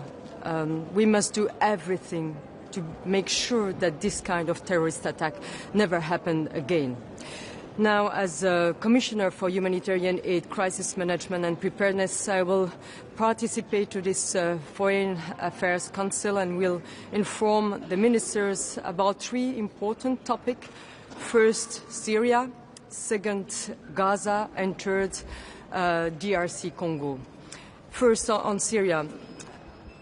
A couple of days ago, the Syrian people celebrated 1 year after the fall of Assad regime, and I still have in mind when I was there in January, a couple of days after this event, I still remember the massive destruction and at the same time this wave of hope. My message then to President de facto al-Shara was very clear. My plea was to build a government which was inclusive and representing the diversity of the Syrian people. 1 year after, the needs are still immense. 16 million, more than 16 million people depend on humanitarian aid. Progress has been done, but we are far from rebuilding Syria, and we are going to discuss with the ministers how we can help more Syria with humanitarian aid going hand in hand with cooperation and development. This will be an important step forward. And second, I will speak about Gaza. 2 weeks ago, I was in Egypt. I went to the Rafah crossing point, and I saw the door closed, the crossing points closed, and unfortunately hundreds of trucks waiting there full of items, essential supplies, medicines, shelters, tents, sleeping bags waiting. The situation is dramatic, although it's not on the headlines of the media, but still every day Palestinians are killed, so we need really to do everything to let humanitarian aid enter into Gaza. Too many trucks are backed, are refused, full of items considered as dual use, sleeping bags because of their colors, green, wheelchair because of the wheel. Humanitarian workers that I met there were frustrated and exhausted by the situation, a lot of administrative burden. My plea is again and again the same thing. We need this humanitarian aid flooding Gaza and not entering drop by drop, because the needs are immense and the winter is coming. And furthermore, I wasn't allowed to enter into Gaza, but we don't have an office. And the Commission, the first provider of humanitarian aid, the European Union, is not allowed to reopen its office. So we will discuss that also with the ministers. And finally, the situation in DRC Congo, and I will change it in French to change a little bit. Donc la situation en RDC, évidemment, surtout à l'Est, est dramatique. Quelques jours, une semaine après la signature d'un accord signé en grande pompe devant Trump à Washington, la situation continue à s'aggraver. Vous le savez, Ouvira est tombé, le M23 continue sa progression vers le sud. 250 000 personnes ont été déplacées. Cela reconstitue aussi une charge très importante. Beaucoup, 65 000 à peu près, ont fui vers le Burundi. Donc le risque de déstabilisation générale est très important. L'Union européenne se mobilise avec une aide humanitaire conséquente, 129 millions, mais il faut absolument que ce conflit se résolve par la voie diplomatique. Et j'en parlerai aussi, on va discuter de cela et de la mobilisation de l'Union européenne en tant qu'acteur diplomatique dans cette région-là du monde aussi. You sound really frustrated at the lack of opening of these crossing points into Gaza. What pressure is the EU putting on to get these crossings opened? Well, we will discuss that with the ministers. You know that it depends on the majority, the unanimity of the decision. What is clear is that, from my point of view, we need to maintain the sanctions on the table as a leverage. We need to maintain the pressure on the Israeli authorities. From Sana. So you mentioned that you already went to Syria after the liberation, and you just celebrated the first year of liberation last week. What are the hopes for Syria in the upcoming few years, and what are the plans of the EU for Syria, especially diplomatically? We are helping Syria. First, we decided to remove the sanctions, which is an important first step.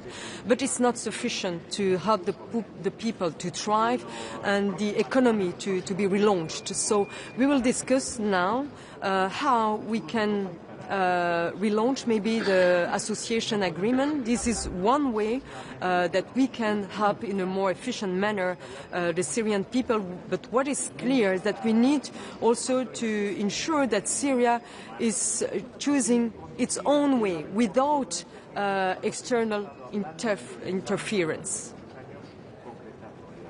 Thank you.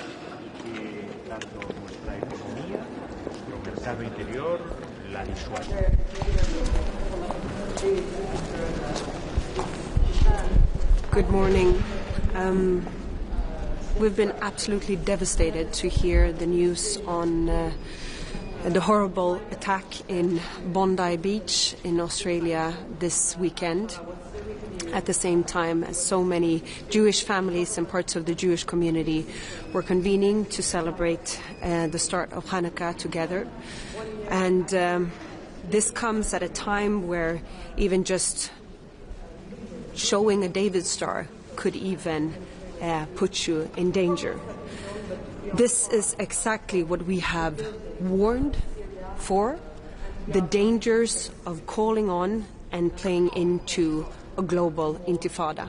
This is the reason why Sweden will keep on striking extremely hard and firmly on all different shapes and forms of anti-Semitism, whether it happens on Swedish ground or European ground or globally. We will stand by the Jewish people and their right to safety, their right as a people. With that said, we meet for yet another ministerial meeting, the last one before Christmas. On today's agenda, still very complicated issues as always. And I've said many times, in difficult times, the European Union needs to be firm on our goals on prosperity, on resilience and security. We will today discuss, of course, the CEF funds, but also the grids package. And I must say I'm a bit puzzled by what has been proposed this far, because in many ways it is more of the same, more of what has gotten Europe in a situation where our energy security and our energy system is no longer the main strength to our competitiveness. And one point we will make very, very clear on behalf of Sweden today, and that is congestion rents are in effect a debt to the Swedish people. It is hard-working Swedish families and households that have paid these in. They are held as a debt in the Swedish TSO system, and they belong to the Swedish people. We are not going to find a way to support a way where you take Swedish taxpayers' money or Swedish households' money and put that in effect to build grids in some other country. This will be one of my main points today. The other one is, of course, that I have also conveyed to the Commissioner himself. If you want to increase consumption but also improve the quality of the consumption that is possible, what is being produced and pushed into the grid system also plays a very big role, i.e. if you have more baseload in the European system, you will make more efficient use of already existing grids and added new grids. I'll stop there. Det du började där med angående terrordådet, om du skulle kunna upprepa det på svenska, men också en fråga om Det kommer ju en hel del kritik från Israels regering mot Australien, mot att de har godkänt Palestina som stat till exempel. Vad säger du om den kritiken som kommer från Israel? Men vi har varit helt förskräckt över nyheten i helgen. Samtidigt som jag hörde av mig till mina judiska vänner och önskade glad Chanukka, så får vi nyheter om att människor brutalt mördas, och det är helt uppenbart att det är judar som har varit målet för den här terrorattacken. Detta är anledningen till att vi slår ner så hårt mot antisemitism och varnar för att stötta på olika sätt rörelser som uppmuntrar till en global intifada. Detta är anledningen till att jag som partiledare och som vice statsminister riktat så skarp kritik till att Palestinaaktivister har tillåtits skandera "From the river to the sea" och andra antisemitiska slagord, därför att man uppmuntrar till precis den här typen av terrordåd som vi har sett i Australien. Så instämmer du i den kritiken som kommer från Israels regering mot Australien?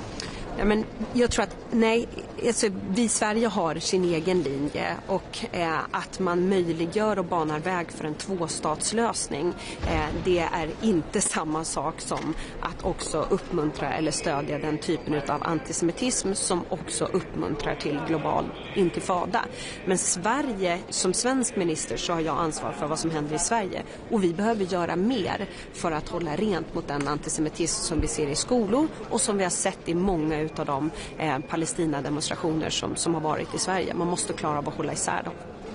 Om dagens möte då, ni ska bland annat diskutera energisäkerhet med Mark Rutte. Hur sårbart är liksom EUs och Sveriges system? Ja, men Sverige har i stora delar ett väldigt robust system om man jämför med globala counterparts. Men vi behöver göra mer för att se till att det står stadigt. Och vi har väldigt mycket lärdomar att dra ifrån Ukraina. Jag var med på ännu ett högnivåmöte med G7 och Ukraina förra veckan. Och vi kommer att fortsätta stötta Ukraina, men också lära av dem vad gäller att hålla ett robust elsystem även när det är under attack. Och mer konkret, vad behöver Sverige göra framåt? Vi kommer att behöva se över framförallt möjligheten till dönätsstat och ödrift. Det här är anledningen till att vi tryckte så hårt på att få till just ett leveranssäkerhetsmål i energipolitiska inriktningspropositionen. Det har Sverige inte haft förut. Vi måste ha ett energisystem som har marginal och klarar av att systemet går ner och sen ska startas upp igen, där vi fortfarande kan hålla igång vital verksamhet. Och då är ödrift och dönättsstart helt avgörande. Och att nu SVK får en ny instruktion som gör att vad som händer i kontrollrummet och marginalerna där är det som många gånger sätts i centrum. Minister, the Commission wants to take your congestion revenues and pay for a cable to Germany. Yes. What do you say to that? Well, it did not put a smile on my face. No, let me be very clear on that. The congestion rents belongs to the Swedish people. It belongs to Swedish hardworking families and household. The EU cannot take that money. That it is now also cited as a debt in the Swedish system. It's not going to be a way forward to say to Swedish household, we're now going to take billions of your money and put that into grid system elsewhere. But at the same time, you've often expressed concern about your neighbours' energy policy decisions. So do you welcome this push to centralize it a bit more in Brussels so maybe they can force the Germans to split it on? No, I think it's good that we set clear targets for how the energy system should function, but let's then also be honest that it matters if you want, production matters if you want to increase consumption and increase the quality of the possible consumption, i.e. if you push more baseload into the energy system and into the already existing grids, you will make even better use of that grids. And let me also warn all of you, we have seen the price for grids rise from, I think it's 2012, up until today by 70% in Sweden. That's a massive increase in cost for grids. Believe me, Europe does not want to go the same direction. So we need to be very balanced with this, set clear targets, but don't go into micromanagement and don't steal money from Swedish households. That will not end well. Imorgon väntas kommissionen komma med sina förslag vad gäller bilarna för 2035. Vad har du för förväntningar inför det? Ja, men det vi har kunnat ta del utav hittills och det som har läckt tyder ju ändå på att signalen kommer att fortsatt vara klar. Elektrifieringen är vägen framåt för fordonsflottan och för transportsektorn i EU. Med det sagt, den svenska regeringen har ju inte bytt ståndpunkt och vi får se när förslaget är presenterat som helhet hur vi som regering tar ställning till det. Just to follow up, Mr. Minister, on greed. So what do you think of Germany not pushing forward with biddings on the reform that the Commission or like the ACER asks them to do? They seem not willing to go forward with it. What do you think? Well, I can only say that I'm sad to hear that. It would make a great difference for how the system functions and also make sure that Sweden is not as affected by the energy policy pushed by Germany. On the other hand, we're in very close contact. We have a good and open dialogue, and I'm not surprised, but I'm not happy about it. Vad tycker du om medan Tyskland nu får den här politiken, vad tycker du om kommissionens förslag om ökad sammankoppling innan Tyskland ändrar sig? Ja, men återigen, det är klart att man kan verka för ökad sammankoppling om man också tar hänsyn till produktionen. Och det kommer att vara vår tydliga linje gentemot kommissionen också. Det finns en väg framåt här. Om kommissionen också börjar styra mot att medlemsländerna ska bana väg för mer baskraft. Då är ju frågan om att vi är sammanlänkade, då blir inte det ett lika stort problem därför att då smittas vi inte lika mycket av höga och volatila elpriser i andra länder. Men likasinnade länder som tycker som Sverige, det är ju tidigt skede det här än, vad vet de vad andra länder tycker?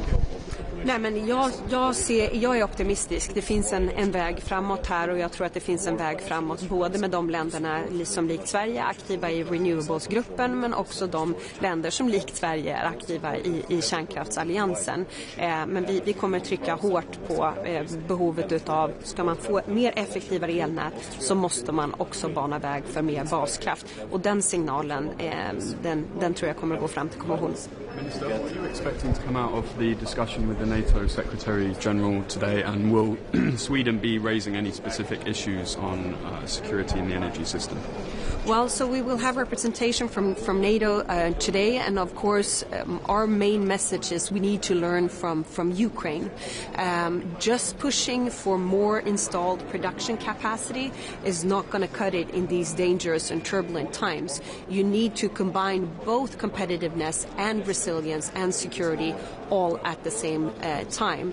And when it comes to the capabilities of so-called islanding and also deadnet start are absolute fundamental for a resilient and robust energy system in the EU. And we just saw from the massive blackouts in Spain and parts of Portugal earlier last year, this is also the hard-learned lesson. If you push a lot of intermittent production into the system, then you also need to make sure you still have the capabilities of islanding and deadnet start to start the system up again. Jag tänkte på det som läckt om förbränningsmotorerna för att gå tillbaka till det. Vi ska utvärdera förslaget när det kommer, men hur ser man på att man överhuvudtaget går in och luckrar upp det någonstans? Ja, men den svenska ståndpunkten har varit tydlig hela tiden här och den har ju inte ändrat sig. Vi får se vad förslaget blir och kommer ta ställning till det då. Men det är klart att jag har ju också som partiledare och näringsminister haft en del kritikpunkter. 1. Frågan om att det inte har varit tillräckligt teknikneutralt. 2. Att det har fokuserat bara på vad som kommer ur själva avgasröret och inte utsläppen ifrån att producera hela bilen. Det är mycket bättre, lägre utsläpp med en europeisk tillverkad bil jämfört med en kinesisk tillverkad bil till exempel. Och det 3:e och sista kritikpunkten har ju varit bötesbeloppet. Att vi har riskerat att få höga bötesbelopp till fordonstillverkare som faktiskt gjort läxan och ställt dem. Kan man komma åt de här punkterna så är ju det positivt. Samtidigt har du pratat om att signalvärdet ändå verkar vara att elektrifieringen är vägen framåt, men att man ändå går in och petar i det och släpper lite på kanske utsläppskraven. Ger inte det lite dubbla signaler till biltillverkningen? Det finns ju en risk för det, och det är därför jag har varit angelägen i de möjligheter jag har haft att påverka de förhandlingar som ändå har pågått nu. Vägen framåt måste vara elektrifiering och väldigt tydliga styrsignaler på detta. Håller man i det och kan parera en del av nackdelarna med tidigare upplägg kring teknikneutralitet, kring att man faktiskt har riskerat att straffa de som har gjort hemläxan och att man inte har sett till utsläppen från hela livscykeln, ja då finns det vinster med det här upplägget. Toppen. Vi hörs igen säkert.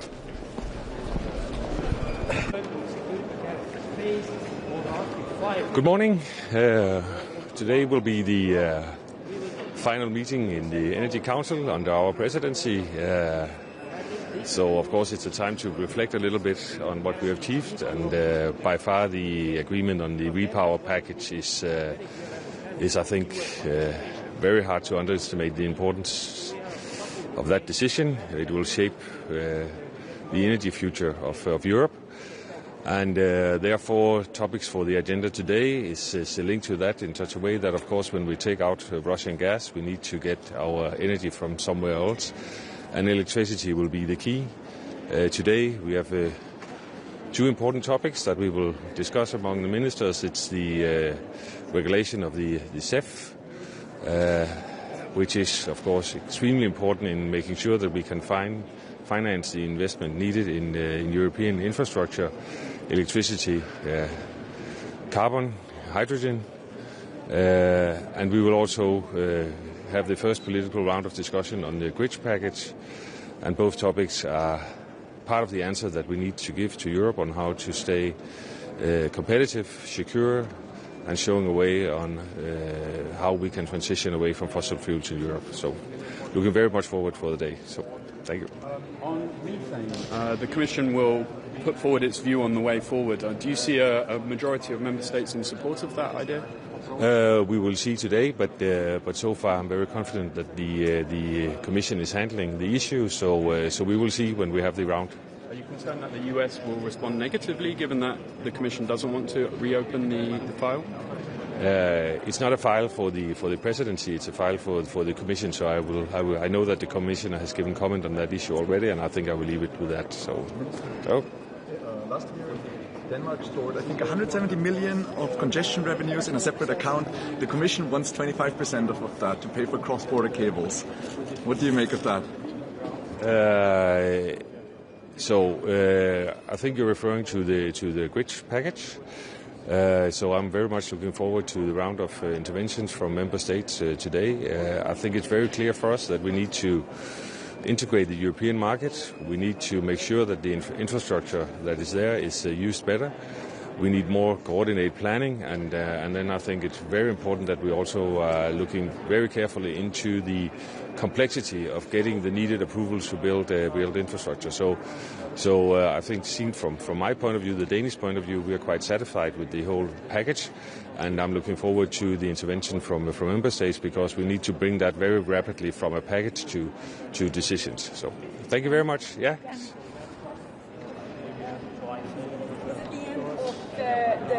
The competition between the pro-nuclear and the pro-renewable, did you manage to find a way to avoid this double alliance meeting? Thank you for that question. So I've been part of the council now for close to 3 years, and there is a tradition, just so everybody knows, that before the council meeting there are two separate meetings, Friends of Renewable and the Nuclear Alliance. And for some countries that is a very difficult meeting, because, for example, France then has to be in 2 rooms, because France is nuclear and renewables. Hungary has to be in 2 rooms. Hungary is the country in Europe that has the largest amount of solar in their energy mix.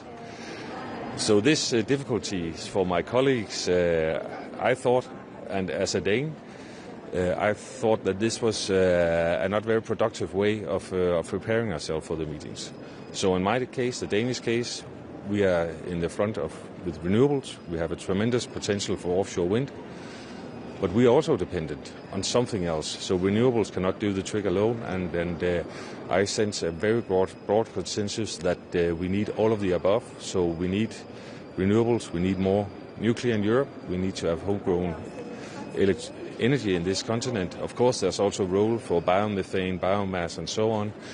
So it's not either or. It's a combination. So I thought it was a very good meeting today. I think it was taken very positive by most member countries, and I could see that the countries that normally feel themselves divided was quite pleased that they could be in one room instead of running between two rooms. So thank you very much.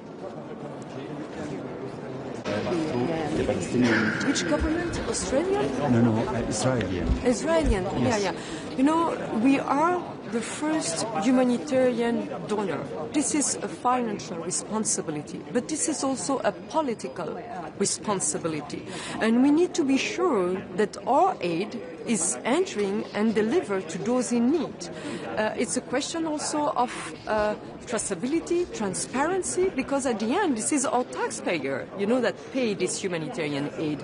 And when I see warehouses full of items that are, not allowed to enter because considered as dual use, and what I've heard from our humanitarian workers is that there is no text, there is no written list on what is considered as dual use. So we need to have clarity, and for that, of course, we need to have the possibility to reopen our office in Gaza like it was before the October the 7th. Thank you. Thank you.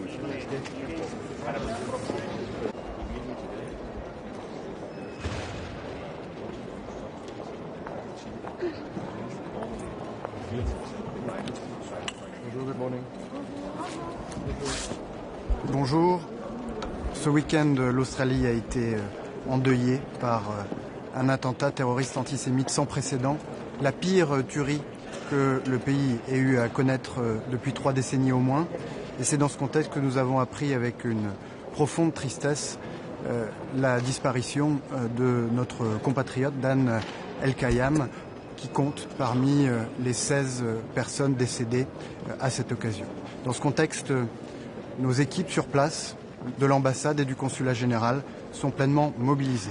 D'abord au contact de la famille de notre compatriote décédé pour faciliter son rapatriement via Israël, au contact également d'un jeune franco-néerlandais qui a été blessé au cours de cette attaque abjecte, qui a subi des soins et qui devrait pouvoir, grâce au soutien des équipes de l'ambassade si nécessaire, pouvoir tourner cette page. Et puis évidemment, le consulat est au contact de la communauté française et de ceux qui, sans avoir été blessés, ont été témoins de l'horreur et ont besoin d'un soutien en matière psychologique. L'ambassadeur, le consul général se rendront sur place aujourd'hui au pavillon de Bondy, sur la plage où a eu lieu le massacre, pour se recueillir et exprimer au nom de la France au peuple australien nos condoléances et notre solidarité. En Ukraine, la Russie est en échec politiquement, militairement, économiquement. La progression millimétrique sur le front se fait au prix de vies humaines innombrables, et c'est dans ce contexte que les discussions se poursuivent entre Ukrainiens, Européens et Américains aujourd'hui à Berlin. Et c'est dans ce contexte également que les Européens ont décidé de prendre leur destin en main, avec des décisions très significatives, à commencer par celle qui a été prise vendredi, consistant à priver la Russie de ses actifs russes placés en Europe aussi longtemps que nécessaire, jusqu'à ce que la Russie de Vladimir Poutine mette fin à sa guerre d'agression et verse des réparations à l'Ukraine. C'est une décision majeure puisque jusqu'à présent et depuis 2022, les actifs russes placés en Europe étaient immobilisés, mais cette immobilisation devait être renouvelée tous les 6 mois à l'unanimité des États membres. Désormais, ces sommes sont bloquées et ne pourront être déverrouillées que lorsque la guerre prendra fin et que des réparations auront été versées à l'Ukraine. Aujourd'hui, ici à Bruxelles, nous continuons à prendre des mesures de sanctions à l'encontre d'acteurs russes contribuant d'une manière ou d'une autre à cette guerre d'agression. D'abord avec 9 entités responsables du contournement de nos sanctions, ce que l'on appelle la flotte fantôme, notamment des compagnies maritimes qui travaillent pour ou en lien avec les 2 compagnies pétrolières Lukoil et Rosneft. Et puis des sanctions à l'encontre de 12 agents de la déstabilisation russe en Europe, 12 responsables des ingérences étrangères ou des ingérences numériques étrangères. Et je veux citer notamment les sanctions qui vont être décidées aujourd'hui à l'encontre de Xavier Moreau, ressortissant franco-russe basé en Russie, qui est un relais de la propagande du Kremlin en Europe, ou encore les sanctions qui cibleront John-Marc Dougan, responsable d'ingérence numérique en Europe, et en particulier l'un des artisans de cette campagne que les services français de Viginum ont dénoncé, Storm 1516, et qui a visé à plusieurs reprises le débat public français et européen. Et puis, dans quelques jours, d'ici la fin de semaine, lors du Conseil européen qui réunira les chefs d'État et de gouvernement des 27 États membres de l'Union européenne, une décision pourra être prise pour mettre l'Ukraine à l'abri de toute difficulté financière pour les 2 années qui viennent et la placer en position de force au moment où se déroulent les discussions devant mener à la paix. En tout cas, c'est ce que nous voulons et nous le constatons, l'Ukraine a montré sa disposition à avancer, à accélérer pour arriver jusqu'à la paix. Au Proche et au Moyen-Orient, nous terminons l'année 2025 dans une situation moins défavorable que la fin de l'année 2024. Cependant, la situation de la région reste fragile et c'est la raison pour laquelle l'Europe, dont le Proche et Moyen-Orient et le voisinage immédiat, doit se mobiliser. S'agissant de Gaza, j'ai proposé à la haute représentante que Steve Witkoff et Jared Kushner, les envoyés du président américain, puissent intervenir aujourd'hui devant les ministres des Affaires étrangères de l'Union européenne pour faire un point sur la mise en œuvre du plan de paix du président Trump que nous soutenons et auquel nous voulons contribuer. Au Liban, nos efforts conjoints avec les États-Unis et l'Arabie saoudite se poursuivent et ont conduit il y a quelques jours au premier dialogue en 40 ans entre des civils libanais et des civils israéliens dans le cadre de ce mécanisme de suivi du cessez-le-feu que nous avons conçu l'année dernière. Nous travaillons à la mise en place d'un second mécanisme qui, lui, aura vocation à faire le suivi du désarmement du Hezbollah, élément essentiel pour éviter l'escalade et garantir un chemin crédible vers une souveraineté pleine et entière du Liban. En Syrie, 1 an après la fin du régime sanguinaire de Bachar al-Assad, le pays a été marqué par l'assassinat de 2 militaires américains et d'un traducteur que nous avons condamné avec la plus grande fermeté et qui illustre le défi sécuritaire auquel est confrontée la transition que nous devons donc soutenir pour écarter le risque du terrorisme, de l'instabilité qui est toujours présent. Mais que les autorités syriennes travaillent à pouvoir contenir. J'en viens maintenant à la Chine où le président de la République était en déplacement il y a 10 jours, ce qui a été l'occasion d'échanges approfondis avec le président Xi et les autorités chinoises. Et j'ai sollicité de la part de la haute représentante un échange que nous aurons aujourd'hui pour partager le constat et les propositions. Le président de la République a proposé en Chine d'ouvrir une voie de rééquilibrage avec ce pays qui consiste pour l'Europe à accentuer ses efforts en matière de compétitivité, pour la Chine à stimuler sa demande intérieure et à réouvrir son marché, qui consiste pour l'Union européenne et la Chine à développer un agenda d'investissement croisé et de partenariat au bénéfice de ces 2 régions. Et je proposerai donc à mes collègues, à partir de cette perspective d'une voie de rééquilibrage, d'actualiser, si je puis dire, notre triptyque, le triptyque que nous avions défini en 2019, qui est un triptyque de constats pour définir la relation entre l'Union européenne et la Chine, constat que nous sommes à la fois concurrents, partenaires et rivaux systémiques, de passer d'un triptyque de constats à un triptyque d'action. Et l'action, elle tient en 3 mots, c'est se dérisquer, c'est dialoguer et dissuader. Se dérisquer d'abord en approfondissant la compétitivité du marché intérieur, en réindustrialisant l'Europe pour être moins dépendant des importations et être plus autonome sur le plan stratégique. Dialoguer ensuite, je le disais, pour établir des partenariats et des investissements croisés avec la Chine. Et puis dissuader lorsque les emplois ou les actifs industriels stratégiques sont en jeu. C'est ce que nous avons fait la semaine dernière, une nouvelle fois, en protégeant par des droits de 100% un secteur qui était menacé d'extinction en Europe, qui est celui de l'alumine fondu, avec une décision qui a été prise par les Européens et dont je me félicite. J'en viens maintenant à Haïti en me réjouissant que les propositions qui ont été faites par la France de sanctionner 4 figures politiques responsables d'un soutien politique, financier aux gangs qui aujourd'hui menacent la stabilité du pays et de la région et soient aujourd'hui adoptées. C'est la 3e fois que nous prenons des sanctions à l'encontre des responsables des violences aujourd'hui en Haïti et il me paraît essentiel de continuer à exercer cette pression car nous ne pouvons pas détourner le regard de la tragédie qui se déroule aujourd'hui en Haïti. Et puis je me réjouis aussi du débat qui se tiendra aujourd'hui au Parlement européen sur le narcotrafic en présence de la famille de Mehdi Kessassi qui a été assassiné il y a quelques semaines dans notre pays. Ce sera l'occasion de manifester une ambition non seulement française mais européenne d'éradiquer à la racine le fléau de la criminalité organisée et du narcotrafic. Dans le cadre de l'offensive menée par le président de la République, le Premier ministre et le gouvernement, j'ai présenté lors de la dernière réunion des ministres des Affaires étrangères européens un projet de régime de sanctions européen contre la criminalité organisée et le narcotrafic pour cibler les criminels qui sont réfugiés à l'étranger et qui sont responsables de trafic de drogue, de trafic d'êtres humains ou de trafic d'armes. J'ai constaté le soutien d'un grand nombre de pays et de la haute représentante et nous pouvons espérer disposer de ce nouveau levier de pression à l'encontre de ces criminels dans les premiers mois de l'année prochaine. Je vous remercie.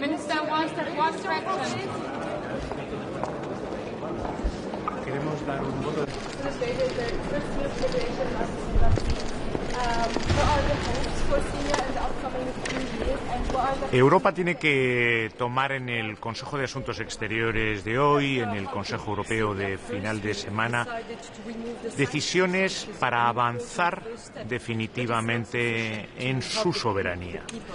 Las próximas semanas, los próximos días, los próximos meses van a ser decisivos para el futuro de Europa y para el esquema de seguridad europea. Y no podemos seguir hablando exclusivamente de autonomía estratégica. Tenemos que hablar de nuestra soberanía. El mundo se está transformando y las decisiones que tenemos que tomar nos tienen que conducir a, de una vez por todas, aquello sobre lo que hemos estado hablando, teorizando durante muchos años, concretarlo en la realidad.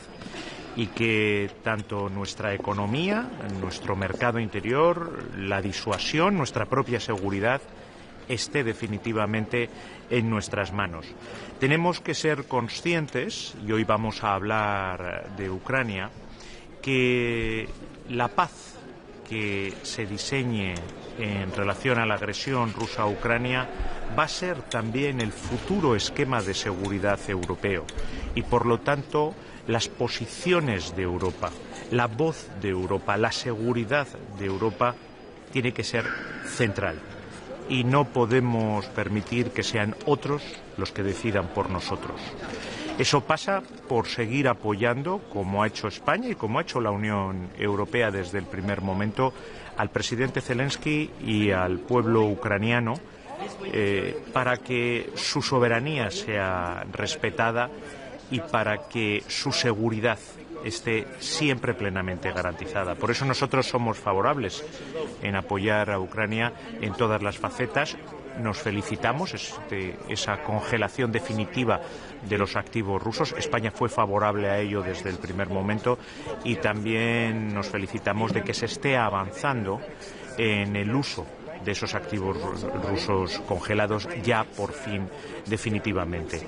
Eso, el uso de los activos rusos congelados, nos permitirá tener una financiación urgente, como la necesita Ucrania, sostenible en el tiempo para los próximos 2 años y predecible, por supuesto, para el gobierno ucraniano que se tiene que enfrentar por un cuarto año a esta agresión rusa y a un nuevo invierno en el cual seguimos viendo una violación flagrante de los más mínimos estándares de humanidad y del derecho internacional humanitario, con bombardeos sobre población civil y sobre infraestructuras energéticas básicas.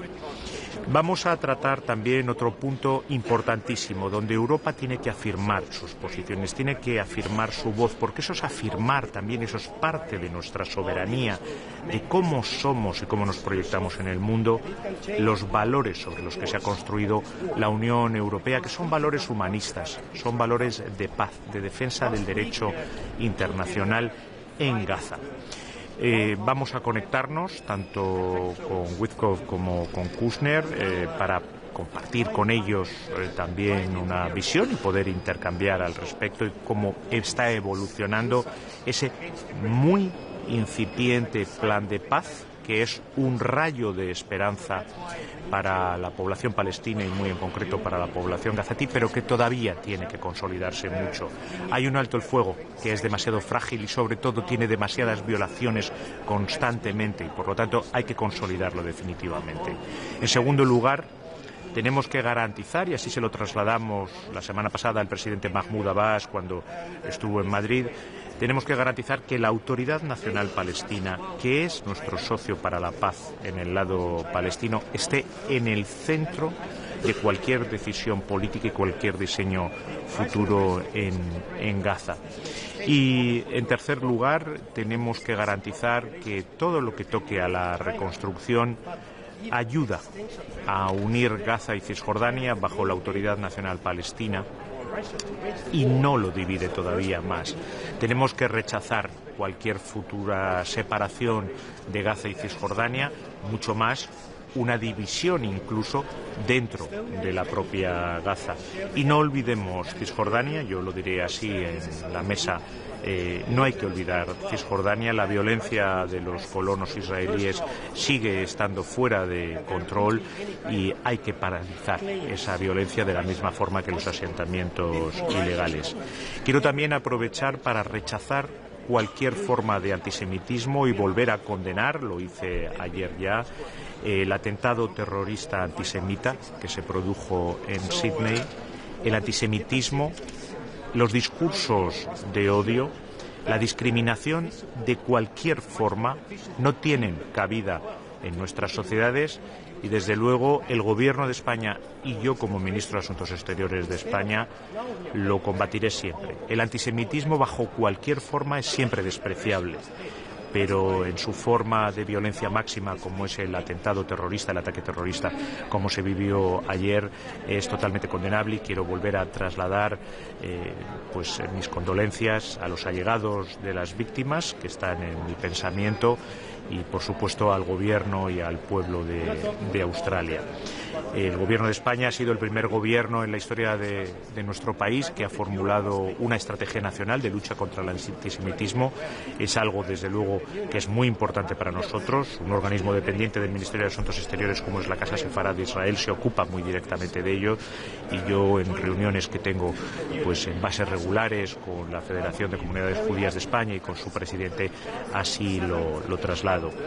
Y también, aunque no es un asunto que se vaya a tratar directamente en el Consejo de Asuntos Exteriores, por la importancia que tiene todo lo que ocurre en los países hermanos de América Latina. Simplemente ayer Chile tuvo unas elecciones presidenciales.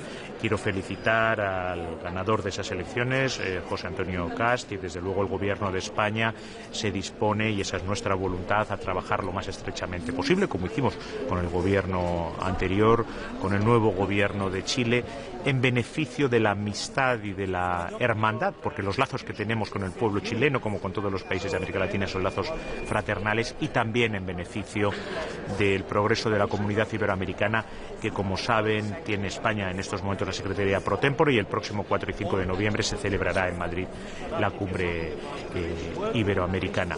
También quiero señalarles que España, junto a otros 5 países de la Unión Europea, hemos dirigido una carta a la alta representante Kaja Kallas urgiéndola a que la ayuda humanitaria de la Unión Europea, por supuesto, pero toda, entre de manera masiva en Gaza y que, por lo tanto, tome todas las iniciativas que estén en su mano y utilice toda la interlocución que tiene para ello.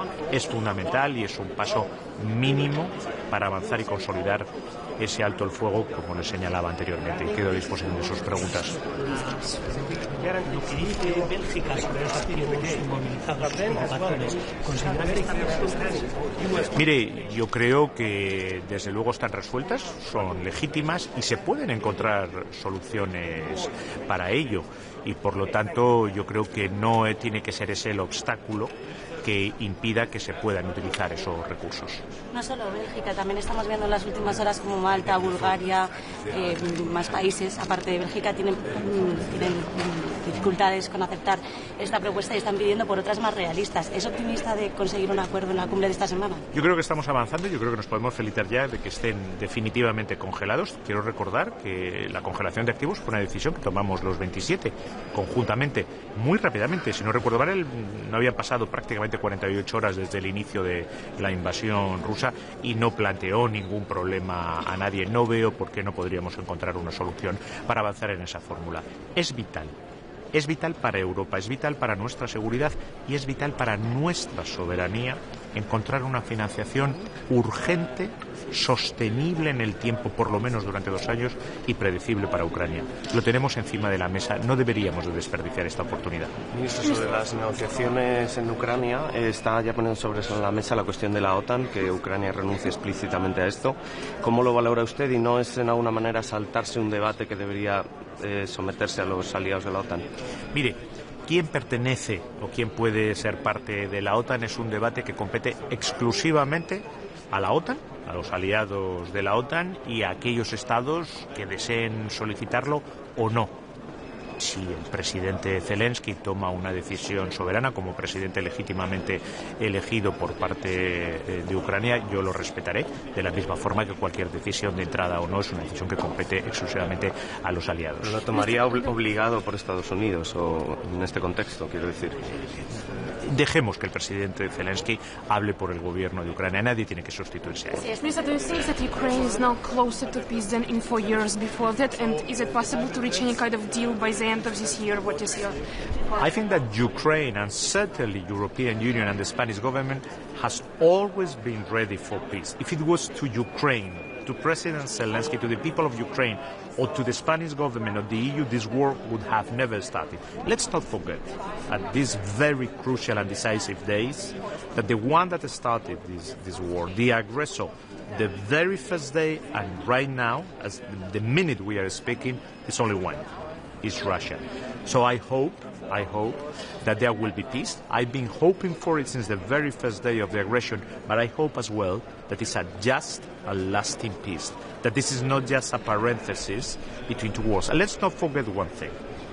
Wherever peace comes out of the aggression, the Russian aggression to Ukraine, will define also the European security scheme for the future. It's our sovereignty, the sovereignty of Europe, that is also at stake. That's why it's very important that our position and our voice, it's at the center of the table. Muchas gracias.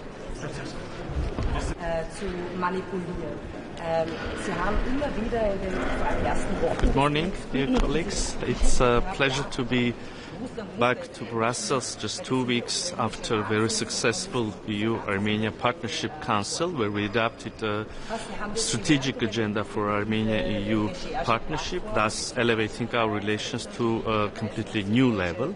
Today, in Foreign Affairs Council format, chaired by High Representative Kaja Kallas, and together with the member states, we discussed all major achievements in Armenia-EU partnership, from economy to stronger resilience, to security-related issues, including hybrid threats, the assistance under European Peace Facility. Basically, we covered all the topics which are currently very important between Armenia and the European Union. We discussed, we also assessed the visa liberalization, the progress in this process, a topic which is very important for the citizens of Republic of Armenia and also is important in terms of bringing Armenia closer to the European Union. Of course, there is also the bigger picture, the regional developments, the opening of communications between South Caucasian countries, and the opportunities lying therein. We discussed and we will welcome EU's possible involvement in infrastructure projects. Thank you for your attention.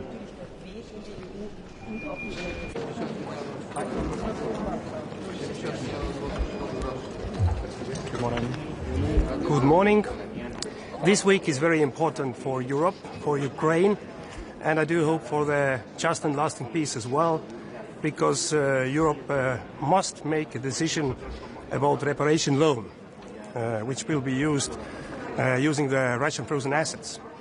And it's of course very important to give Ukraine the financial support, altogether 210 billion, but within the next 2 years 90 billion. It's lots of money. Ukraine needs for the next year like 60 billion, and half of this money they have already. So you can imagine how strong financial support it will be, and it will give as well for Ukraine stronger position against Russia aggression, but also during the negotiations. The second thing is that Europe now is out from these negotiations, and everybody is talking about the Russian frozen assets, which actually we have. We own them, as we have been freezing them. And so Europe must put ourselves around the table about the peace, just and lasting peace in Ukraine, because it's not about territories in Ukraine. It's about European security architecture. It's about our interests as well, and Ukraine belongs to Europe. So this is very important that at least in Council, during the Council meeting on Thursday and Friday, our leaders will make this decision. This is crucial, and it can change as well the course of this war, because Putin doesn't want to have a peace right now. Last week, Putin guided 1,500 attack drones to Ukraine, as well 900 guided air bombs, and also 46 missiles against Ukrainian people. Is it like the sign of any kind of peace? I don't see it. So that's why we need to focus what Europe can do. We need to increase pressure to Russia. We need to prepare the 20 sanction package as well. Finland, Estonia and Sweden, we have proposed the Commission to put on the tariffs on the goods import from Russia and Belarus to European Union, and this is the way through the strength. Today we'll discuss as well about China during the Council. I was in China a month ago, and I say very clearly that the Russian aggression against Ukraine is an existential problem for Europe as well. And we can discuss about the relations between European Union and China, but if the existential threat is there, and China is the main enabler for Russia to wage the war, so first of all, we need to deal with that. And this is a very clear message. So thank you. To the reparations loan. Yeah. Is Estonia ready to provide shielded guarantees that Belgium is asking for? Estonia is ready to share the guarantees and carry the burden, because this is something we need to do. But we need to understand as well that the Russian frozen assets will be the first round of the guarantees. And there won't be any kind of claims from Russia possible before Russia is compensating everything, all the damages, what they have been doing against Ukraine. And we are not talking about 210 billion euros worth casualties. We are talking about more than 500, 600 billion. So all the different citizens around Europe must be sure that this support is much more efficient and cheaper for them as well if you use the Russian frozen assets as a guarantee for this reparation loan. Instead of that, now we are paying directly from our pockets, from our taxpayers' money. But actually, aggressor must pay. And that's why it is very crucial now, this week, to make a decision. Regarding the... Yeah, please. Regarding the EU membership of Ukraine, what do you think? Is it realistic for Ukraine to really join the EU? by 2027, and are you in favor of it? You are talking about what Special Envoy Witkov has been discussing. So I think that Europe must make these kind of decisions, who is joining and when to European Union. But we are very great supporter of Ukraine, Moldova and the other countries joining the European Union as soon as possible. I will be very happy if it happens for the 1st of January 27, but now we need to first open the first cluster, and we are not able to do it. This is a big problem, so we are focusing on that as well today. Part of the peace deal in the Ukraine society. Sorry? Today there are talks in Berlin, and especially with conflicts so yesterday Zelensky said that he can go back and he doesn't really support the NATO. Ukraine does not need NATO, but he needs good security guarantees. What can you give as security guarantees to Ukraine? If we're talking about institution as European Union is, so the membership is one thing, the Russian frozen assets, reparation loan is the other thing, as well as sanctions and everything what we are able to lift and put on the Russia. But if you're talking about really working and efficient security guarantees, is the full membership of NATO to Ukraine in the future. It is not possible right now, but that's why the coalition of the willing is very important. And I'm not talking about European Union, I'm talking about Europe, I'm talking about UK, France and other countries. And the Estonian government already March this year decided that if there will be efficient and working security guarantees based on the Article 5 principle, one for all for one, boots on the ground, we will participate. We will send our troops in together with all the other allies. And I think this is the most efficient and working security guarantees if Europe is putting their skin in the game. But then as well we need to have very clear understanding about US participation, what it will be. So we are lacking information about that, and I do hope to get more information today. Okay, thank you.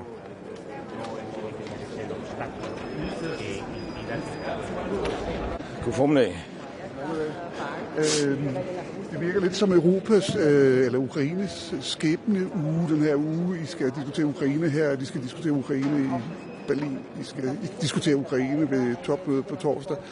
Hvad kan I gøre her, og hvad for afgørende er det her for Ukraine? Som jeg ser det, så er den her uge helt afgørende for Ukraine, men sådan set også for Europa. Vi har et Amerika, der ser på Europa og synes, vi er svage, og det er vi jo også, hvis ikke vi handler.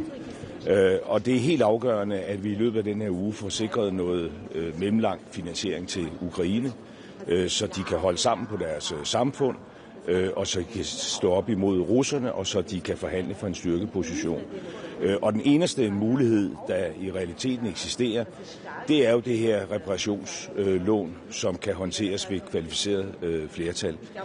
Alle andre forslag kræver enstemmighed, og vi har nogle få spoilere. Så det er vejen at gå. Og jeg er glad for, at det lykkes op til weekenden at få skabt en mere kan man sige, stabil immobilisering af de her aktiver. Det er jo en forudsætning for, at man kan bruge dem som garanti for et lån. Nu er det så helt afgørende, at der bliver truffet en beslutning. Det bliver jo ikke i dag, men det skal ske, når der er møde i det europæiske råd senere på denne uge. For ellers efterlader vi Ukraine et rigtig, rigtig dårligt sted, og vi får desværre også vist til omverdenen, at der i så fald ville være lidt hold i den karakteristik, som amerikanerne på det sidste har sat på Europa. Hvordan ser du på udsigterne for en fredsaftale og sikkerhedsgarantier for Ukraine, noget som er holdbart? Vi har fortsat ikke nogen læsning af en Putin, der vil den her fred. Men en ivrig deltager i det her diplomati og i hele det her spil over Atlanten, som efter vores mening jo altså hviler på et falsk grundlag, hvis ellers vi kan få truffet de nødvendige beslutninger. Altså den russiske økonomi er svag, de russiske tabstal er enormt store, og det er rigtigt, at Ukraine er presset på slagmarken, men det er altså også med store russiske tab som følge. Og derfor er det helt afgørende, at vi i den her kritiske fase, efter at have støttet Ukraine, så uniformt gennem meget lang tid, nu ikke pludselig begynder at ryste på hånden, men sikrer, at Ukraine får finansiering både til at holde deres samfund kørende, men også deres modstandskraft intakt. Så det er en skæbnesteam for Ukraine, men altså også for Europa. Er det også en uge, hvor Europa kan vise amerikanerne, at Europa er stærkt og ikke svagt, som Trump karakteriserer Europa som? Jeg synes jo, det er en uge, hvor vi ikke kan skjule sandheden. Altså, enten så viser vi en stærk hånd, det har vi alle muligheder for. Før weekend fik vi truffet den her beslutning, der sikrer en mere stabil immobilisering af de russiske aktiver, sådan at det ikke er hver 6. måned, man skal tage stilling til det her. Og det er jo forudsætning for, at man kan give et langfristet lån med garanti i det. Nu mangler vi bare den sidste beslutning. Det kan lade sig gøre. Og træffer vi den, så stiller vi Ukraine et godt sted, og vi får også vist omverdenen, at Europa er en stærk geopolitisk spiller. Men spejlbilledet på det, hvis ikke vi træffer de her beslutninger, det er jo også at vise, at vi ikke er så stærke, som jeg synes, vi skulle være. Så det er på alle måder en skæbneuge, ikke bare for Ukraine, men også for Europa. Skal vi træffe den her beslutning med kvalificeret flertal om nødvendigt, altså køre Belgien over, trods den modstand, vi har, trods at pengene er indefrosset i Belgien? At træffe med kvalificeret beslutning er jo ikke det samme som at køre Belgien over. Men vi har jo nogle lande, som helt åbenlyst har sagt, at de ikke vil indgå i de her løsninger. Det gælder Ungarn, det gælder Slovakiet, og det er vi nødt til at se bort fra. Så er det klart, at Belgien er i en særlig situation. Det er jo der, midlerne er indfrosset, og derfor er det selvfølgelig også vigtigt, at vi strækker os langt i forhold til at give belgierne den tryghed og den sikkerhed, der skal til. Det er vi også fuldstændig indstillet på. Men altså, det siger sig selv, at løsninger, der hviler på enstemmighed, de lader sig desværre ikke gøre. Og derfor er det vores vurdering, og som formandskabsland, at den eneste vej frem, det er at finde en løsning med afsæt i de immobiliserede, altså de frosne russiske aktiver. Og det kan lade sig gøre. Og der blev taget et vigtigt skridt før weekenden, ved at vi nu ikke her fremover hver 6. måned skal tage stilling til, har vi stadigvæk jurisdiktion over de her midler. Det er blevet mere stabilt, og dermed er der jo en vigtig forudsætning, der er faldet på plads. Men der udstår den sidste svære beslutning. Den kan vi jo ikke træffe her i dag. Den skal træffes på stats- og regeringslederniveau senere på ugen. Men den skal også træffes der. Fordi det er forudsætning for, at vi giver Ukraine styrkeposition. Det er jo også forudsætning for, at Europa kan vise omverdenen herunder Det Hvide Hus, at Europa er nogen, man ikke kan komme udenom. Men hvis man fastholder sin modstand, skal den beslutning så stadigvæk træffes? Jeg har sagt meget klart her, hvordan vi ser på den her sag, og det bliver ikke bedre af, at jeg står og repeterer det. Det er en skæbnestund for Europa, og der skal træffes en beslutning. Det er jo også på andre fronter en vigtig uge for Europa. Vi har en Mercosur-aftale, som er klar, som jeg håber, at kommissionens præsident kan tage til Brasilien og underskrive på lørdag. Det kræver, at vi også kommer på plads med det. Der udstår nogle ting i parlamentet. Det synes jeg tegner fornuftigt. Vi arbejder benhårdt på at få trilogforhandlinger afsluttet, sådan at der også her er skabt et fundament for, at Europa kan beslutte sig for den her aftale, der har været undervejs i 25 år. Og i en situation, hvor vores venner i USA altså ikke vil have helt den samme handelsrelation til os, som de har haft tidligere, så skal vi ud og søge nye markeder. Og her er der et åbent vindue, og sørger vi ikke for at springe ud af det, så efterlader vi også den del af verden til andre, og i det her tilfælde jo altså kineserne. Så også her er der brug for, at Europa træder karakter. Mr. Minister, question in English, please. Yes, Terry Schultz with DW, thank you very much. Yes. Is it acceptable to you that Ukraine may be pressured to drop its eventual ambitions to join NATO? And is there any way that European countries can fill that security gap, can help make Ukraine secure for the long term without possibly NATO membership? I think we have to listen to President Zelensky himself. And if he's ready to compromise on the NATO question, I will not be the one, standing up for that. But of course, it goes without saying that if NATO is not the solution, then we need other kind of security guarantees, exactly as strong as an Article 5 guarantee. The most important thing on our agenda today is to ensure that we can finance Ukraine in a midterm perspective. I think it's crunch time for Europe and Ukraine. We have been discussing this for quite a while. in the lead up to last weekend, we took a very important decision about stabilizing the mobilization of the Russian assets. It's a precondition for the next step, which is a reparation loan, and we must take that decision within the end of this week to secure that Ukraine is in a position to continue its freedom fight, but also to uphold, the whole society, but also in order to show the rest of the world that Europe is a strong player. Otherwise, we will give in to the impression pictured or painted by the American president that Europe is weak. Thank you.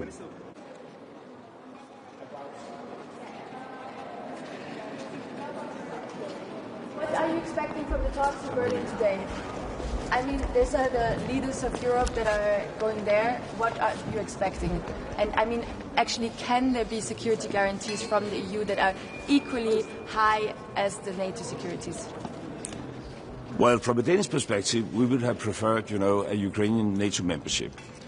But if President Zelensky is ready to give up on that in order to compromise, I think we should accommodate that. And then we have to ensure, other kind of guarantees exactly as strong as an Article 5. And I can only talk on behalf of Denmark. We are ready to participate. I think on today's agenda, the most important thing is to continue the discussion about how to finance Ukraine in a midterm perspective in order to give them a position of strength and in order to secure that they can uphold their own society. We took a very important decision in the lead up to the weekend by stabilizing the immobilization of the Russian asset. And before the end of this week, we need to take the final step. I would say it's crunch time for Europe and Ukraine. We need to take this decision in order to secure the Ukrainian economy, but also in order to send a signal to the rest of the world, which will include the White House in D.C., that Europe is a strong geopolitical player. If we don't do that, I mean, we will give in on the new picture painted by him that Europe is weak. Thank you.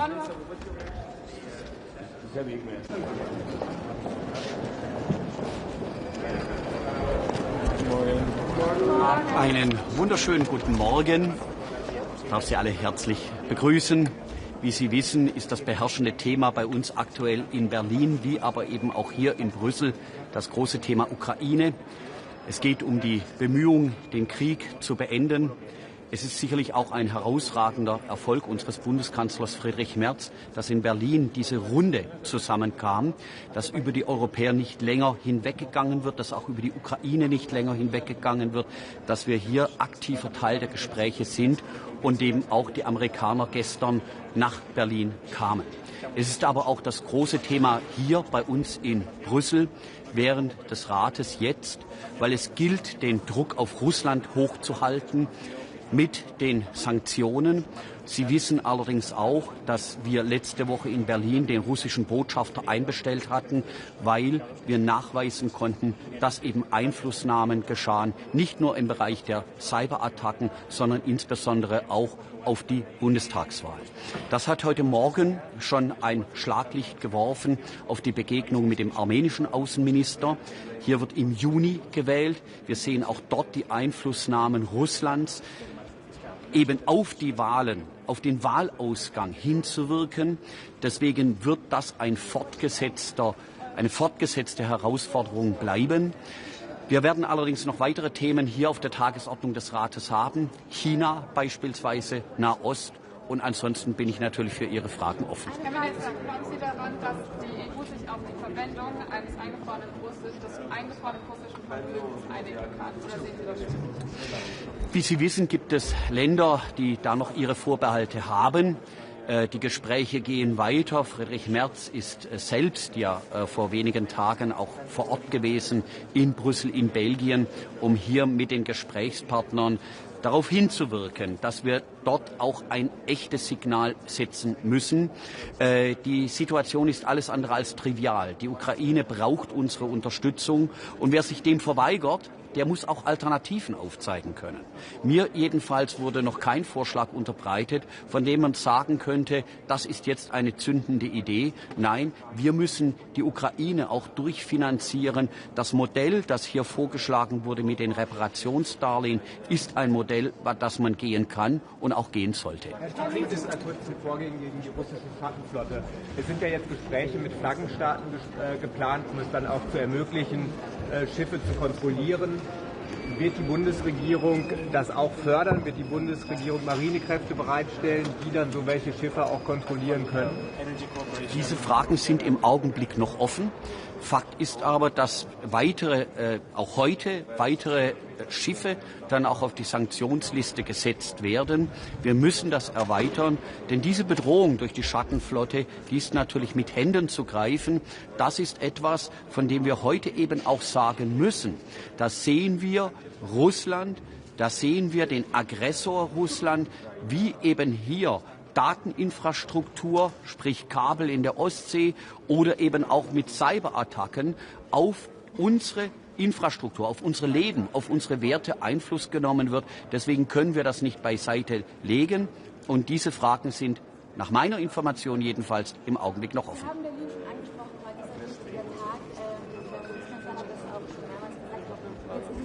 Dass die Security Guarantees von Glasbelastung Also Zelensky hat gesagt, er würde sich überlegen, eventuell nicht der NATO beizutreten, als Forderung nicht aufzustellen. Die Frage jetzt, was genau können die Europäer für Security Guarantees geben, wenn die ähnlich stark sein sollen wie der NATO-Beitritt? Sie haben schon richtigerweise darauf hingewiesen. Zelensky hat das in den Raum gestellt. Allerdings sage ich auch, mit einem EU-Beitritt gilt der 42.7. Das heißt, auch dort gibt es eine Beistandsklausel. Und das lenkt natürlich auf den Blick auf die Sicherheit. Streng genommen braucht die Ukraine nicht eine irgendwie geartete Form von Frieden, sondern die Ukraine braucht Sicherheit. Das ist ein gewaltiger Unterschied. Darum geht es jetzt. Das heißt, ohne Sicherheit ist auch ein Frieden nicht möglich. Beides muss am Ende des Tages zusammengebracht werden. Noch eine Frage bezüglich des Darlehens.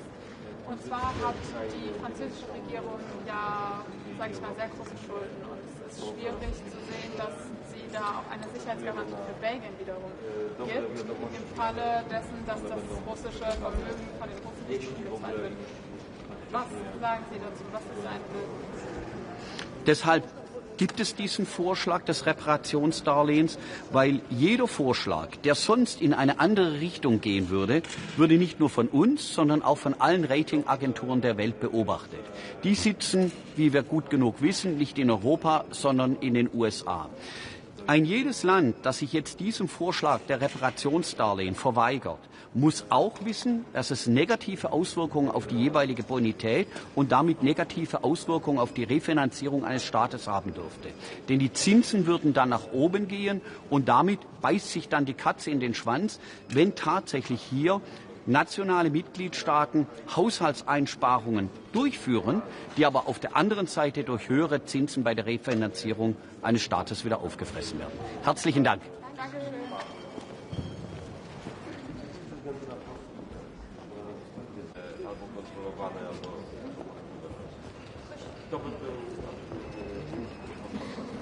Panie ministrze, a jeżeli dojdzie do porozumienia na szczycie w grudniu,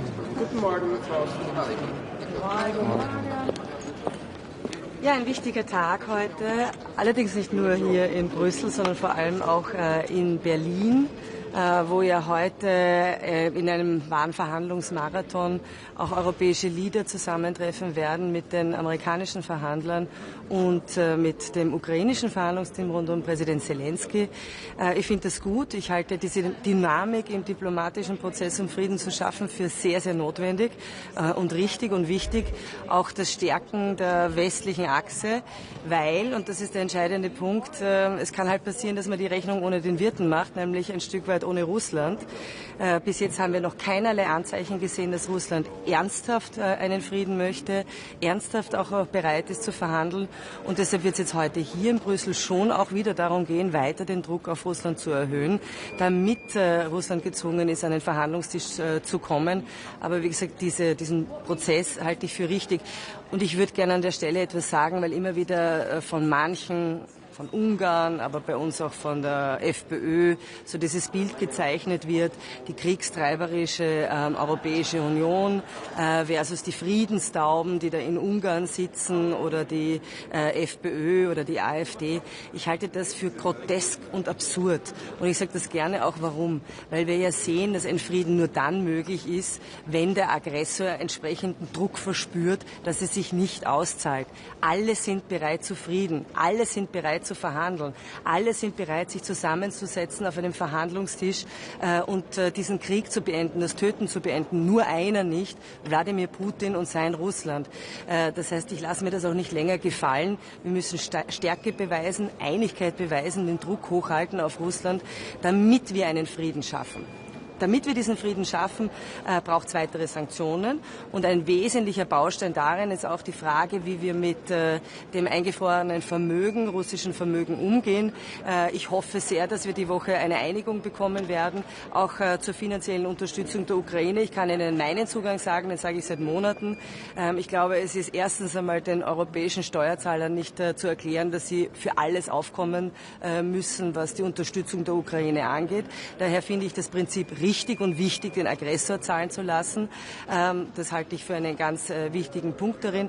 Und der zweite wichtige Punkt ist natürlich auch, dass durch diese dauerhafte Einfrieren der Vermögen, es ist keine Konfiskation, aber ein Einfrieren, auch sichergestellt ist, dass wir einen Hebel haben in Verhandlungen mit Russland. Das heißt, das stärkt uns. Ich hoffe auf eine Einigkeit hier in den kommenden Tagen. Das hielte ich für sehr, sehr wichtig.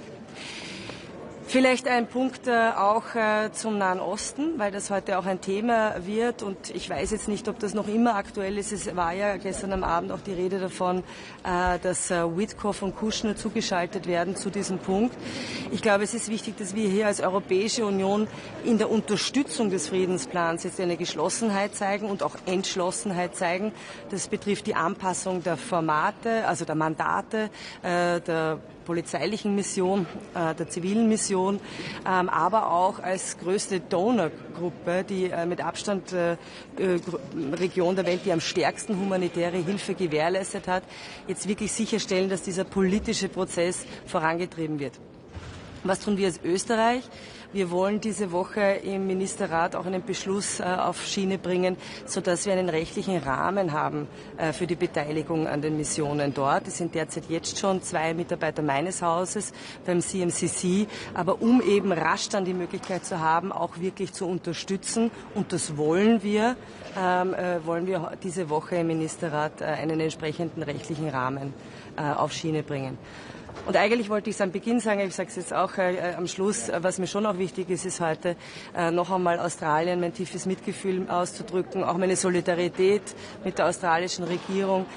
Dieser barbarische Terrorangriff auf eine Chanukka-Feier am Bondi Beach in Sydney ist inakzeptabel und es zeigt einmal mehr, dass wir hier auch als westliche Demokratien, als offene Gesellschaften entschlossen Antisemitismus bekämpfen müssen, noch viel, viel stärker, als wir das bis jetzt gemacht haben.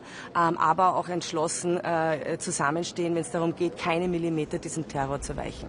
Frau Bundesministerin, der finnische Präsident hat etwas auffallen lassen, weil er gesagt hat, er glaubt, wir sind so nah an einem Deal in der Ukraine wie selbst also Kriegsbeginn nicht. Sind Sie da auch so optimistisch? Ich hoffe es. Jeder hofft es, glaube ich, dass es jetzt wirklich zu Frieden kommen kann und das Töten beendet wird. Ich halte es einmal für wichtig, dass Europa jetzt am Tisch sitzt, gemeinsam mit den Amerikanern, gemeinsam mit der Ukraine. Aber ich wiederhole gerne, was ich vorher gesagt habe. It takes two to tango. Es braucht auch Russland mit ernsthafter Bereitschaft, in Verhandlungen einzutreten. Und ich bin nach wie vor der Meinung, man kann nicht untertags so tun, als wäre man für Frieden und für Verhandlungen bereit und Nacht für Nacht für Nacht Zivilisten töten, zivile Infrastruktur beschädigen, Energieinfrastruktur beschädigen etc. Also wir brauchen hier einerseits den Druck auf Russland, andererseits aber auch einen guten, soliden politischen, diplomatischen Plan. Und die westliche Geschlossenheit halte ich für ganz zentral da drin. Und kann man diesen Deal, Gebietsabtretungen auf der einen Seite gegen Sicherheitsgarantien auf der anderen, kann man den so überhaupt machen? Vorhin hat hier Kaja Kallas gesagt, Gebietsabtretungen sind mehr oder weniger nie eine Lösung, weil wenn man Gebiete abtritt, wird irgendjemand wieder angreifen. Grundsätzlich ist die Frage, was akzeptabel ist, insbesondere für die Ukraine, eine Angelegenheit der Ukraine. Es ist ausschließlich die Ukraine, die darüber entscheidet, zu welchen Zugeständnissen sie bereit ist. Ich glaube, das würden wir in Österreich auch nicht gutieren, wenn uns andere ausrichten sollen, wir sollen das Burgenland oder die Steiermark einfach abtreten. Für Europa, damit auch für uns in Österreich, ist aber die Frage der Sicherheitsgarantien sehr relevant. Warum? Weil wir in keiner Welt leben wollen, in der ein Aggressor belohnt wird, in der Russland merkt, es kann mit militärischer Aggression politische Interessen, auch Gebietsinteressen wieder durchsetzen. Das heißt, diese Sicherheitsgarantien sind nicht nur für die Ukraine zentral, sondern auch für uns in Europa, weil wir hören Tag für Tag die Bedrohungen, die kommen von russischer Seite in Richtung Europa. Und wir sind ja auch schon lange Ziel von Angriffen, von hybriden Angriffen. Ich gebe Ihnen ein Beispiel, weil ich das auch so bezeichnend finde, wie bei uns versucht wird, die Öffentlichkeit zu manipulieren. Sie haben immer wieder in den vor allem ersten Wochen des Kriegs diese Geschichte gehabt, ja, Russland muss da jetzt einmarschieren, weil das sind ja ukrainische Nazis und man muss gegen diese Nazis in der Ukraine vorgehen. Was haben wir jetzt gelernt durch eine investigative Rechercheplattform, wo die Süddeutsche dabei ist, auch österreichische Medien dabei sind. Das österreichische Wochenmagazin Profil hat darüber berichtet, dass der geflüchtete Österreicher Jan Masalek, ehemals im Vorstand der deutschen Wirecard Bank, mittlerweile nach Russland geflüchtet, auch in mehreren Fällen in Zusammenhang mit russischer Spionage oder Geheimdienstaktivität auch schon in Bezug genommen, da federführend dabei war, eine sogenannte False Flag Operation zu machen und insbesondere in Wien, in Berlin, in Paris Sticker anzubringen, die sozusagen ukrainische Nazi-Symbole darstellen, um diese Geschichte weiter zu verbreiten. Das heißt, dieser russische Versuch, unsere Gesellschaften zu spalten, zu manipulieren, und das ist Teil einer hybriden Kriegsführung, das ist nicht neu und das passiert Jahr für Jahr, Tag für Tag. Das heißt, es geht hier auch um unsere Sicherheit, um unsere Freiheit, um unsere Demokratien. Und daher haben wir auch ein Interesse daran, dass es starke Sicherheitszusagen oder Garantien gibt. Wir werden das heute auch hier besprechen. Ich glaube, in Europa müssen wir vor allem das sehr holistisch denken. Da zählen auch viel weitere Fragen dazu. Politische Fragen, die Frage eines starken ukrainischen Militärs und vielleicht auch die Zusammenarbeit, natürlich der Weg in die EU und auch die Energiesicherheit. Also ich glaube, zunächst ist einmal die beste Sicherheitsgarantie eine starke, souveräne Ukraine mit einem entsprechenden Heer, das verteidigungsfähig ist. Aber Österreich unterstützt den Weg der Ukraine in die Europäische Union aus mehreren Gründen. Ja, weil ich glaube, dass es unseren Raum der Sicherheit erweitert. Es ist also eine geopolitische Frage und eine sicherheitspolitische Frage. Aber auch, weil Österreich einer der größten Investoren war vor dem Krieg, auch nach wie vor viele österreichische Unternehmen in der Ukraine tätig sind, wir auch ganz aktiv beim Wiederaufbau helfen wollen. Das heißt, der Reformprozess, den die Ukraine ja machen muss, auf diesem Weg in die Europäische Union. Und da kann man sehr klar sagen, da geht es vor allem auch um Rechtsstaatlichkeit und Kampf gegen Korruption, sind für uns in Österreich auch ganz zentral. Daher ja, ganz klares Bekenntnis zum Weg der Ukraine in die Europäische Union. Was passiert, wie schätzen Sie das ein, wird dieser Kritik an die Ukraine kommen auf Basis der Russian Frozen Assets? Und was passiert vor allem, wenn er nicht kommt? Also es sind mehrere Optionen am Tisch gelegen. Diese Option ist die realistischste und vor allem auch eine Option, die sicherstellt, dass nicht die europäischen Steuerzahler dafür aufkommen. Ich halte das für gut. Ich verstehe die Bedenken, die aber eher politischer Natur sind meines Erachtens als wirtschaftlicher Natur. Und daher appelliere ich, das ist jetzt eine Chance, eine Entschlossenheit zu zeigen, eine Geschlossenheit zu zeigen, auch dass wir uns nicht weiter lähmen konfiszieren lassen von denen, die die ganze Zeit Putins Geschäft in Europa machen, wie zum Beispiel Ungarn, und diesen Weg vorangehen. Wir konfiszieren kein Vermögen, es ist eingefroren, aber auf dieser Basis können wir die Ukraine unterstützen und das halte ich für wichtig und richtig. Da in einer Extended Version geht es ja auch darum, dass man sich einschränkt von patriotischen Parteien, unter anderem viele herausgestellt, auch Österreich. Was sagen Sie dazu? Kann die USA da überhaupt noch ein Partner sein? Also zunächst möchte ich betonen, dass auch die amerikanischen Behörden, auch die amerikanische Botschaft in Wien uns mehrfach versichert hat, dass es keine Langversion gibt der amerikanischen nationalen Sicherheitsstrategie. Also diese Information ist nicht bestätigt worden. Ich kenne das auch nur aus den Medieninformationen. Vielleicht einmal zur nationalen Sicherheitsstrategie der USA. Ich persönlich bin nicht überrascht. Wer Trump 1 sozusagen erlebt hat und damit auch gehört hat, die Botschaften, die er sendet, nämlich Europa muss sich eigenständig um seine Angelegenheiten kümmern und dafür Sorge tragen, dass es verteidigungsfähig ist. Es können nicht immer die Amerikaner für den Schutz Europas Gewährleistung geben. Da war er sehr klar darin. Vieles gefällt mir auch nicht. Ich halte es auch für unzulässig. Weder sind wir derzeit im wirtschaftlichen Niedergang, noch sehe ich irgendeine Gefahr, dass unser europäisches Lebensmodell, und das ist das Beste der Welt, mit Demokratie, offener Gesellschaft, Rechtsstaatlichkeit, ja, und aber auch Wettbewerbsfähigkeit und starken Marktwirtschaften in irgendeiner Weise gefährdet ist, und da werden wir auch nicht weichen. Aber es ist keine Überraschung, Europa muss sich auf die eigenen Füße stellen. Ich sage das schon sehr lange, meine Partei sagt das schon sehr lange in Richtung auch einer europäischen Verteidigungsunion. Aber ein wesentlicher Aspekt ist natürlich auch die Stärkung der Wettbewerbsfähigkeit, die Vollendung des Binnenmarkts. Also alles, was uns in dieser Welt wirtschaftlich stärker werden lässt, wieder wirtschaftlich stärker werden lässt, begrüße ich, halte ich auch für wichtig. Zu der Frage vielleicht, und dann gehe ich jetzt weniger noch zu den Amerikanern, sondern blicke auf die Nationalisten und Populisten in unseren Ländern. Nun, ich würde sagen, die Maske ist gefallen.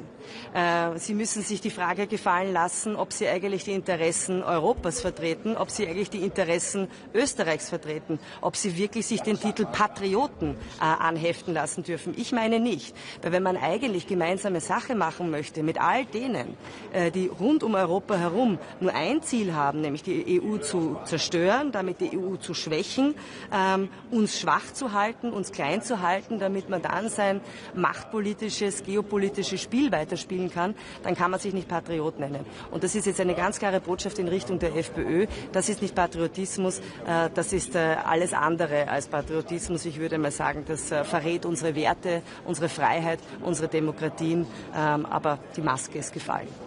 Danke sehr.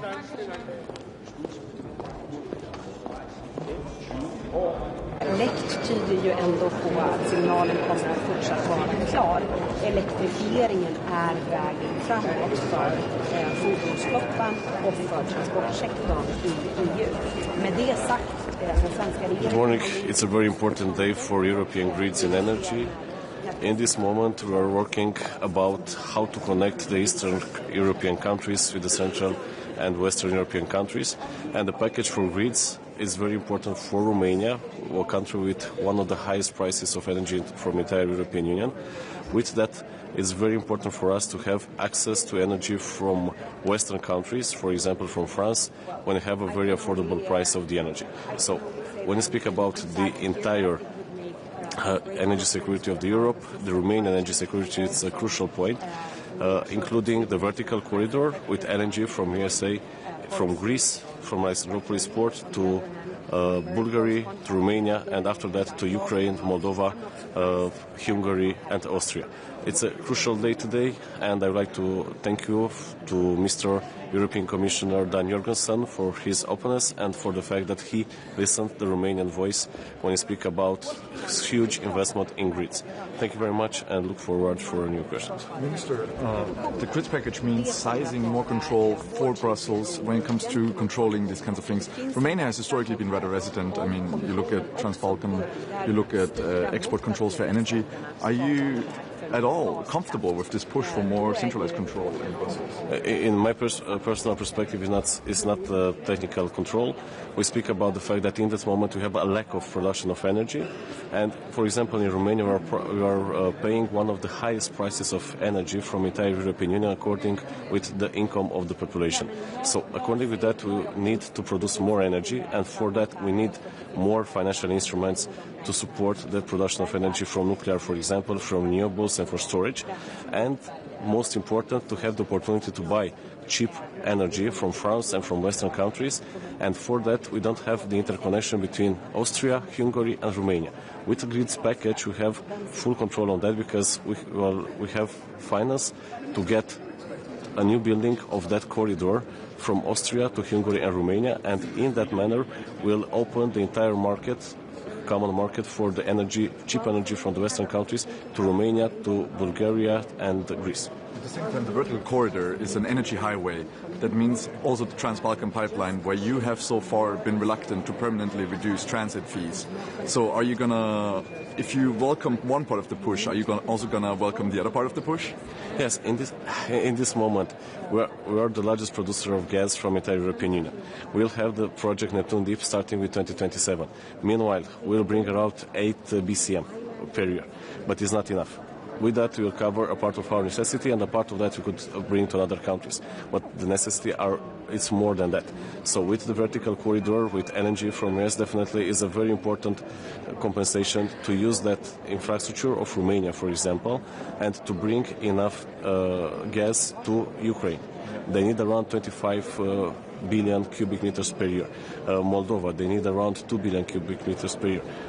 Hungary need another 2.7 billion cubic meters. So in that perspective, Romania could play the role of hub in the entire region with our resources to share with our neighbors, but meanwhile to support the way that we are getting resources, energy from Alexandroupolis, and we are provide for entire Central and Eastern Europe, and even for our neighbors in Ukraine and Moldova. The thing is, it's about transit, right? Because you've created the bundled route products to allow the vertical corridor to function temporarily, but you have never done, well, Transgas has never structurally changed the transit cost. Definitely we could discuss about that, because, for example, if you have in transit only 1 billion cubic meters, you have one price. If you are getting 20 billion cubic meters, definitely we could discuss about different price.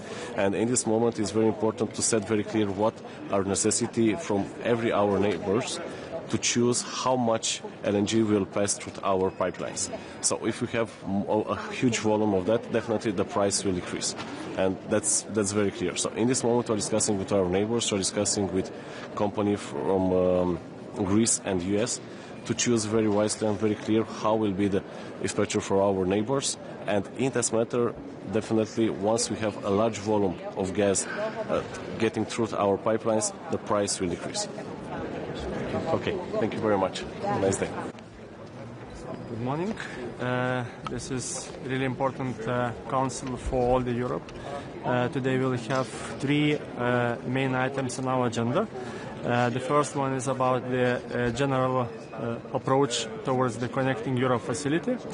The second one, this is the European grids package. And the third one, this is discussion with the NATO headquarters stakeholders about the critical energy infrastructure protection. So all 3 topics are really connected, and they have one backbone. This is the protection of the critical energy infrastructure and its resilience.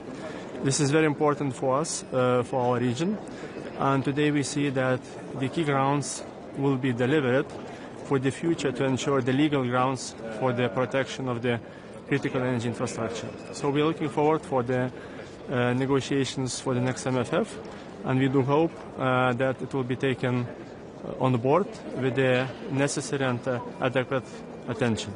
So the hybrid threats, the incidents in the Baltic Sea are really taking here and now. This is new reality, and we have to have the appropriate instruments to address that. So from 2022 till now, we have more than 30 incidents in the Baltic Sea. To mean just the incident of the S-Link and the Baltic connector, just as a few, but they have the real huge impact for the security of supply. So that's why today we are seeing as a first grounds for the future to protect the critical energy infrastructure on the EU level. Thank you.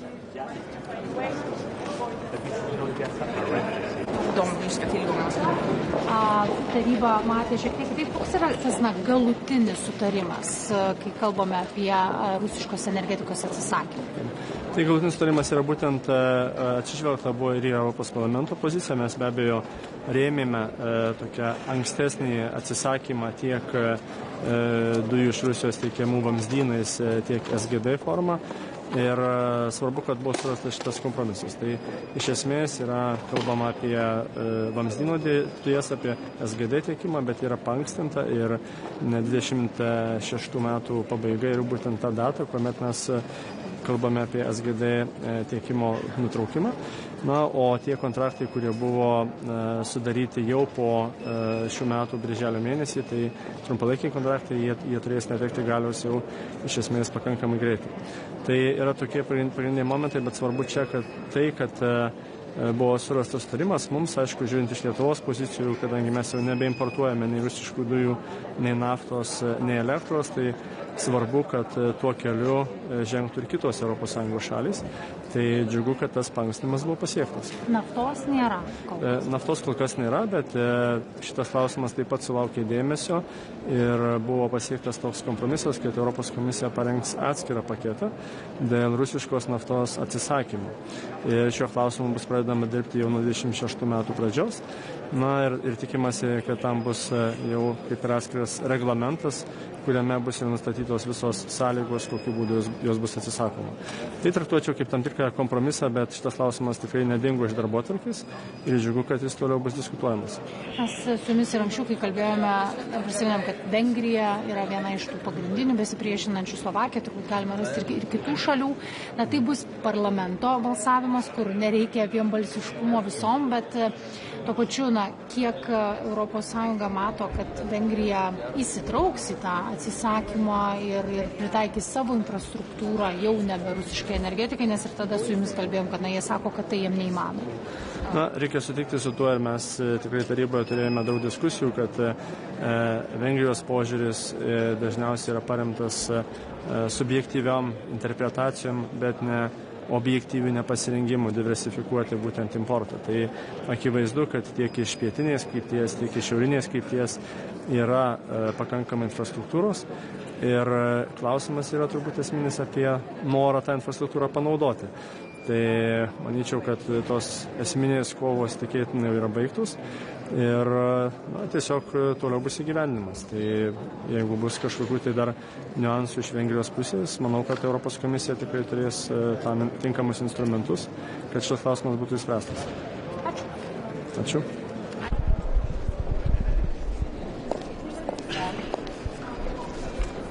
Good morning. This week, the EU needs to show strength. We did that last week when we decided to keep the Russian assets frozen long term. Now is the time to take the next step. Last time I stood here, I brought a graph showing that the EU has spent more money buying Russian goods than on supporting Ukraine. This must change, and the way to do that is to decide on the reparations loan. And we need to decide now whether to help Ukraine or it will cost us a lot more in the future. And you know where Sweden stands. Thank you. Kom lite vi får börja med en fråga om terrordådet igår. Det kommer en hel del kritik från Israels regering mot Australien, bland annat för att man har erkänt Palestina som stat. Vad säger du om Israels kritik? Den får naturligtvis stå för dem. Det jag konstaterar är att det är ett helt fruktansvärt terrordåd. Och tyvärr så ser vi ju hur hotet, hatet, våldet mot judar ökar. Att antisemitismen har ökat sedan den 7 oktober 2022. Och det här är någonting som samhället och samhällena runt om i världen måste bekämpa med full kraft. Men är det något problem att man kopplar ihop det här med frågan om att erkänna Palestina som stat till exempel? Jag tänker inte överhuvudtaget ge mig in på det. Jag konstaterar att det är ett väldigt spänt läge fortfarande, även om vi för tillfället har en vapenvila i Mellanöstern.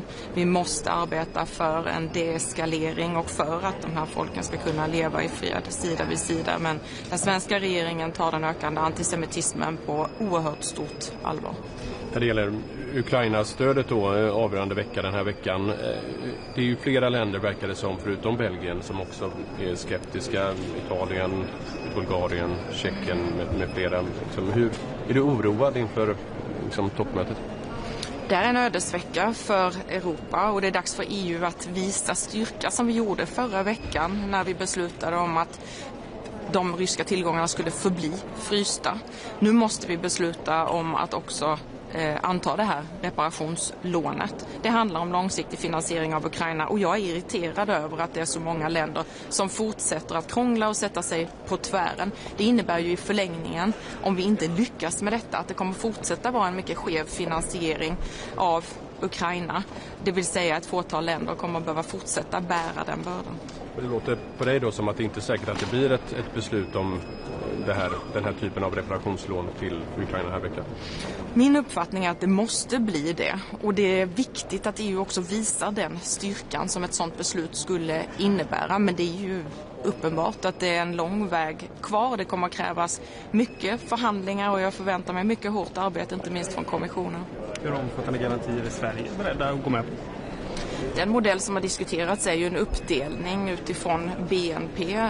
Det är väl ett rimligt förslag och vi ställer oss bakom kommissionens förslag. Nu måste ju alla länder visa att de lever upp till de vackra ord som väldigt många företrädare uttalar. Det vill säga att Ukraina kämpar inte bara för sin frihet utan för hela Europa. Så, men då måste vi naturligtvis stötta dem i det också. Så hur stora summor pengar ska de här garantierna då hamna på om man gör den typen av uppdelning? Jag kan inte säga den exakta siffran för svensk del, men min uppfattning är ju, och också rättsliga instanser visar ju att det är inte så sannolikt att det här någonsin kommer att realiseras. Det vill säga vi måste hålla Ryssland ansvarigt och då ska de också betala för de skador som de har åsamkat Ukraina. Om det inte finns tillräckligt stöd för ett lån, vad gör ni då för den här typen av tillgångar? Vi är ju inte där än. Man har ju egentligen rensat bort alla andra alternativ från bordet. Det som är bra med det här förslaget är att det kräver kvalificerad majoritet. Skulle man välja ett annat förslag som då inte längre är aktuellt, det vill säga en gemensam upplåning, då skulle det krävas enhällighet. Och jag tror att alla förstår att vi inte kommer att nå dit. Därför måste vi välja den framkomliga vägen och vi måste klara av att fatta det beslutet den här veckan. Ser du det som att det egentligen bara är de alternativen som finns? Antingen så är det alltså mångmiljardlånet via ryska tillgångar eller så är det att varje land får stötta på egen hand. I realiteten så är det så det ser ut. Och ska vi kunna få en långsiktig finansiering av Ukraina, och det handlar ju även om tiden efter en eventuell vapenvila, ja, då är ju det enda rimliga, också rimliga mot skattebetalarna, att man i anspråk tar de ryska tillgångar som finns i Europa. Annars kommer vi fortsätta ha en ohållbar finansiering där ett fåtal länder tar det stora ansvaret. Vad gäller majoritetsbeslutet, är det bara Belgien som är det känsliga landet som inte vill köra över så att säga? Eller finns det också ett problem med att köra över länder som till exempel Italien med ett majoritetsbeslut? Jag vill att så många länder som möjligt ska vara med på detta och egentligen förväntar jag mig att det bara skulle handla om 1 eller 2 länder som skulle ställa sig vid sidan av om vi landar i ett rimligt och avvägt förslag i slutet av veckan. Nu är det upp till varje land att faktiskt också ta ansvar som sagt för de vackra ord som man levererar. Då måste man också kunna leverera i beslut på det. Hur ser du på de nya ländernas invändningar, de som har kommit in här på slutet, inte då Ungern och Belgien? Är det sent idag på dagen som de kommer fram med invändningar och är de legitima invändningarna? De är ju inte legitima om man verkligen menar det man säger, det vill säga att man vill stötta Ukraina. Då är det ju dags att leverera i faktiska beslut på de vackra orden. Och jag beklagar att det är fler som nu har uttryckt skepsis. Det kräver ju ännu hårdare arbete den här veckan, men jag förväntar mig att det arbetet görs och att vi också når resultat. De har ju inte liksom samma risk som Belgien, alltså ekonomiskt. Belgien ser ju stora ekonomiska risker eftersom den största delen av pengarna finns ju i Belgien. De andra länders invändningar, varför skulle de inte då vara legitima? Nej, jag vet egentligen inte vad de har för skäl för att inte vilja stötta Ukraina på det här sättet som är högst rimligt. Jag förväntar mig att vi får höra mer om det vid dagens möte, men jag förväntar mig också att de ändrar sig. En fråga om medlemskapsförhandlingar för Ukraina. Det pratas om att i den här amerikanska planen så finns det krav om att Ukraina ska bli medlem 1 januari 2027. Hur ser du på det med tanke på att det ska vara en meritbaserad process? Det ska fortfarande vara en meritbaserad process, men Sverige är stora anhängare av Ukrainas EU-närmande. Vi stöttar Ukraina på alla sätt vi kan för att de också ska kunna leva upp till de krav som EU måste ställa och fortsätta ställa också. Men jag ser det som positivt om man skulle kunna nå en sån överenskommelse och arbeta mot det, men med bibehållet krav på en meritbaserad process. Och hur realistisk är den tidslinjen i så fall? Den är ju synnerligen ambitiös och det tror jag att alla förstår, men det skulle också skapa ett hopp i den ukrainska befolkningen som de sannoliken behöver. Vad gäller förslaget om användning av ryska tillgångar, hur trygg känner du dig i att det i slutändan inte kommer vara en miljardnota för de europeiska skattebetalarna och planeringen av svenska? Jag känner mig trygg med att vi är många länder som ställer krav på att Ryssland ska betala för de skador som de har åsamkat Ukraina, och då skulle det innebära att sådana garantier som diskuteras inte skulle behöva realiseras. Om de skulle göra det så skulle de delas på fler länder än som idag i praktiken finansierar Ukraina. Det vill säga, jag tror att det skulle bli en mindre börda för svenska skattebetalare. Tack. Tack.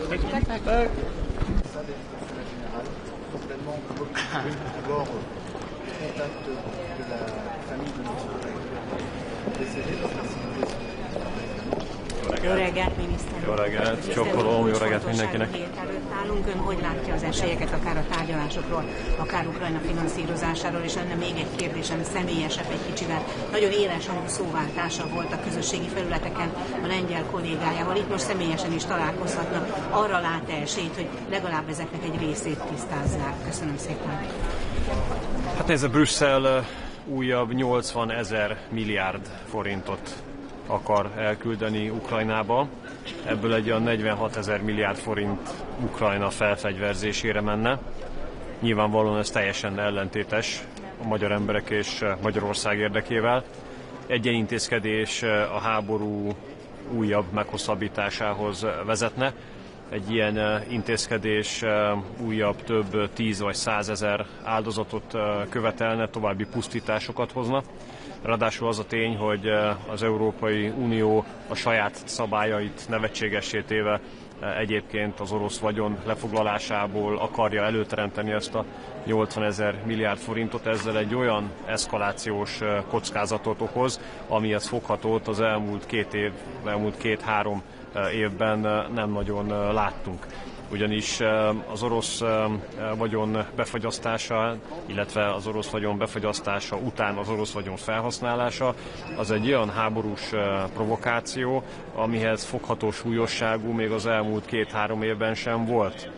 És a háború meghosszabbodásának az egyik legnagyobb kockázata éppen az, hogy a háború eszkalálódik, a háború tovább terjed Európa irányába, és ez egy olyan veszély, amit nem hozhatnak egyszerűen Európa fejére, úgyhogy a mai napon is itt az lesz a feladat, hogy világossá tegyük, hogy a háború eszkalációjának kockázata az elfogadhatatlan, egész egyszerűen azért, mert hogyha lesz egy Európa-Oroszország háború, azt nem fogja Európa túlélni.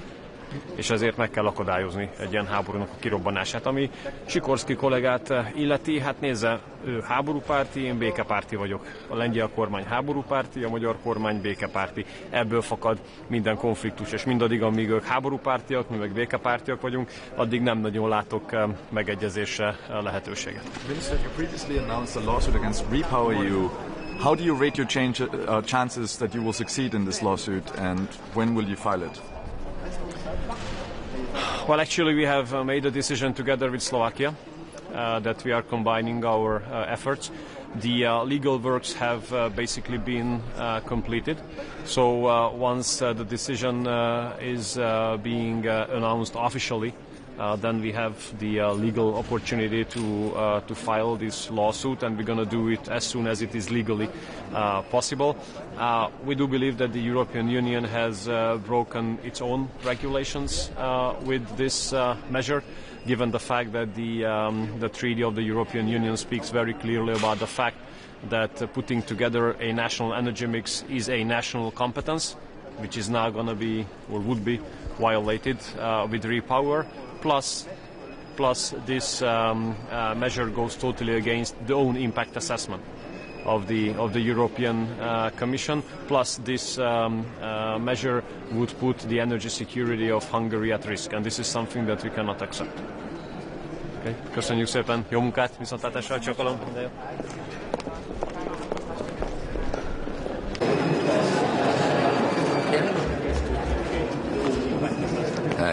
Good morning. We have very important discussion today concerning connecting Europe facility. We see it very, very relevant to keep it in place. So from that angle, we are happy with the proposal because we need investment in interconnections, both in the field of transportation as well as in the field of energy. So this is where I think we need to keep it really in a way as it has been proposed. Secondly, we discuss also the grid package, which is very, very important as it goes the same way. It is about domestic development, but equally on interconnections.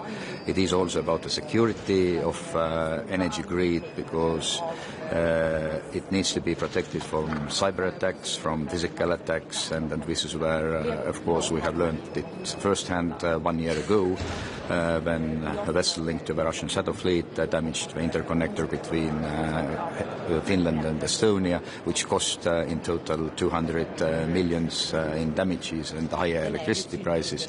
So for that angle, it's really important to invest jointly in security of the grids, resilience, in cyber, but also in the physical domain. Thank you very much.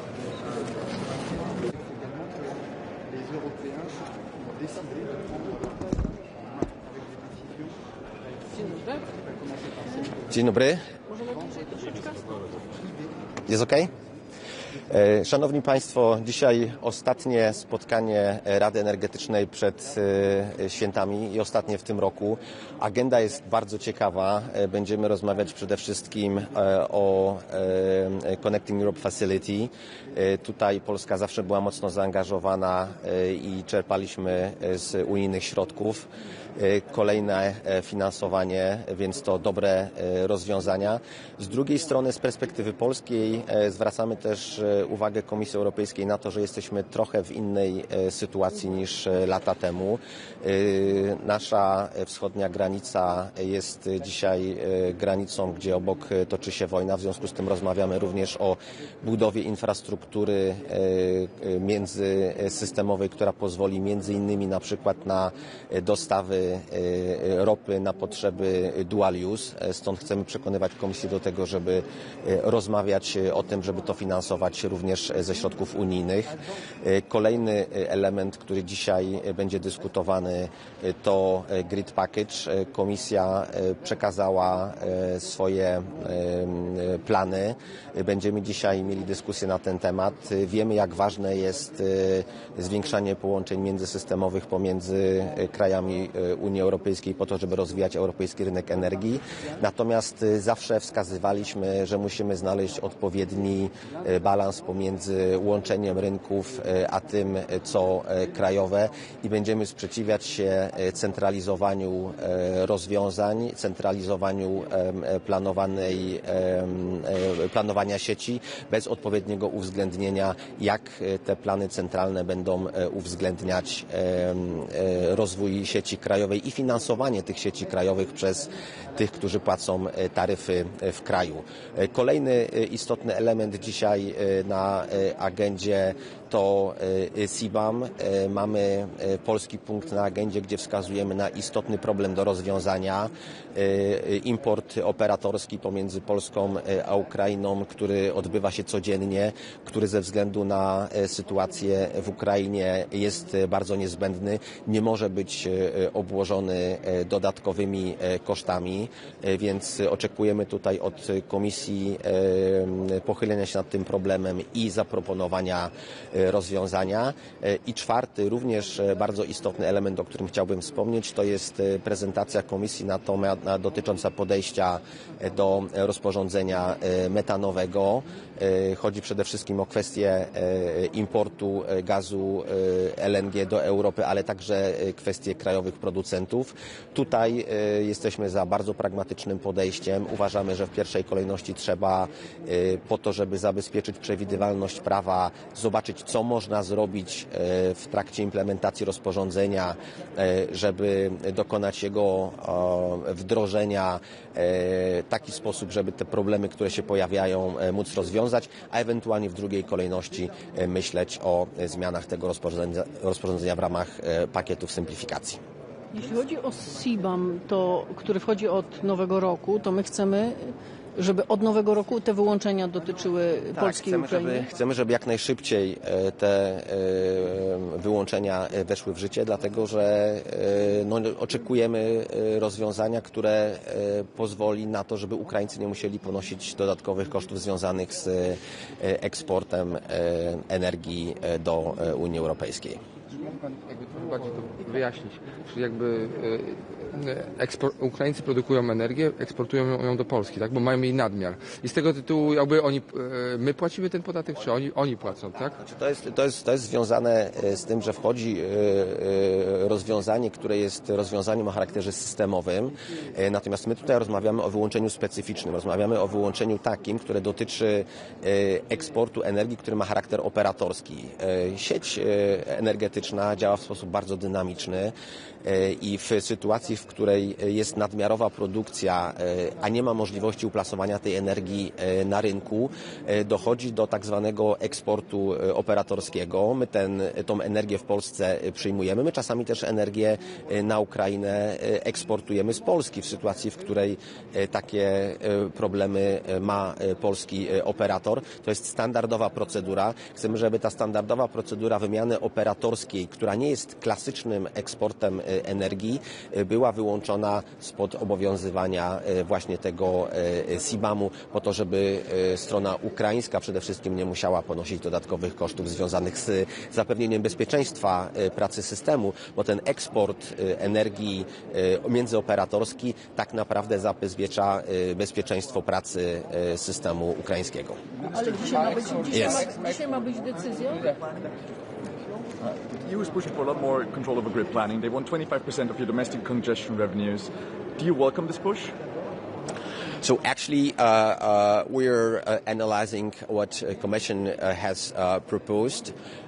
We will be having our final opinion very soon, but we are approaching, on the one hand, we do understand the need of more integration, of more interconnectivity.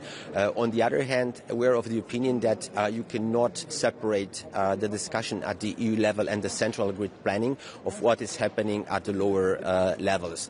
It's not only the interconnectivity that counts, but also when we have an interconnector in place that is operating, we also need to secure the flow of electricity down the lines. So expanding the grid at the lower level, it requires a lot of investment. So we need to have find the right balance between first who's going to finance it, and then second whether there is a need to develop it, because on the other hand, and in Poland as well, we are speaking about the distributed generation. So here comes the question whether we need so much interconnectivity. And last but not least, the grid planning is a very complex task. So we need to find a way to operate and discuss between the TSOs and between the central planner, because we fear that if we do not have this dialogue, then we will end up with a very bad outcomes. Harmony Link was declared an energy highway. What pressure are you getting from the Commission to say yes to it or finance it? It's similar what I have been replying to the first question. We're welcoming the approach on the energy highways. However, here again we need to analyze the costs that are related with the development of the energy highways. And the very second important question, we need to understand what's behind these 8 highways. We want to ask the European Commission and have a discussion how the European Commission came up with the idea of this particular transmission corridors, what was the methodology in developing these corridors, and we're happy to discuss. Jeśli chodzi o SIPAN, to dzisiaj będzie decyzja, znaczy oczekujemy, że będzie dzisiaj komisja musi tutaj dać nam jakąś odpowiedź. Będziemy tutaj blisko z komisją rozmawiać. No i oczekujemy, że w miarę szybko te rozwiązania będziemy znajdywać, no bo tak naprawdę SIBAM zaczyna obowiązywać lada dzień. A eksport z kolei z Polski na Ukrainę, to on jest też objęty tym podatkiem? Czy nie. W tym zakresie nie mamy żadnego problemu? Nie. Okay. Dziękujemy bardzo. Dzięki.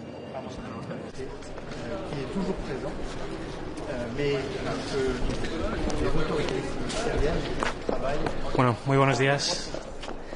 Muy buenos días. Llegamos a un consejo que es muy importante para España porque aborda de lleno lo que viene siendo probablemente la máxima prioridad política para España en todo el debate energético europeo, que es la interconexión, la necesidad de un mercado interior realmente unificado, realmente interconectado. Y lo hacemos con 3 bloques, con 3 puntos del orden del día.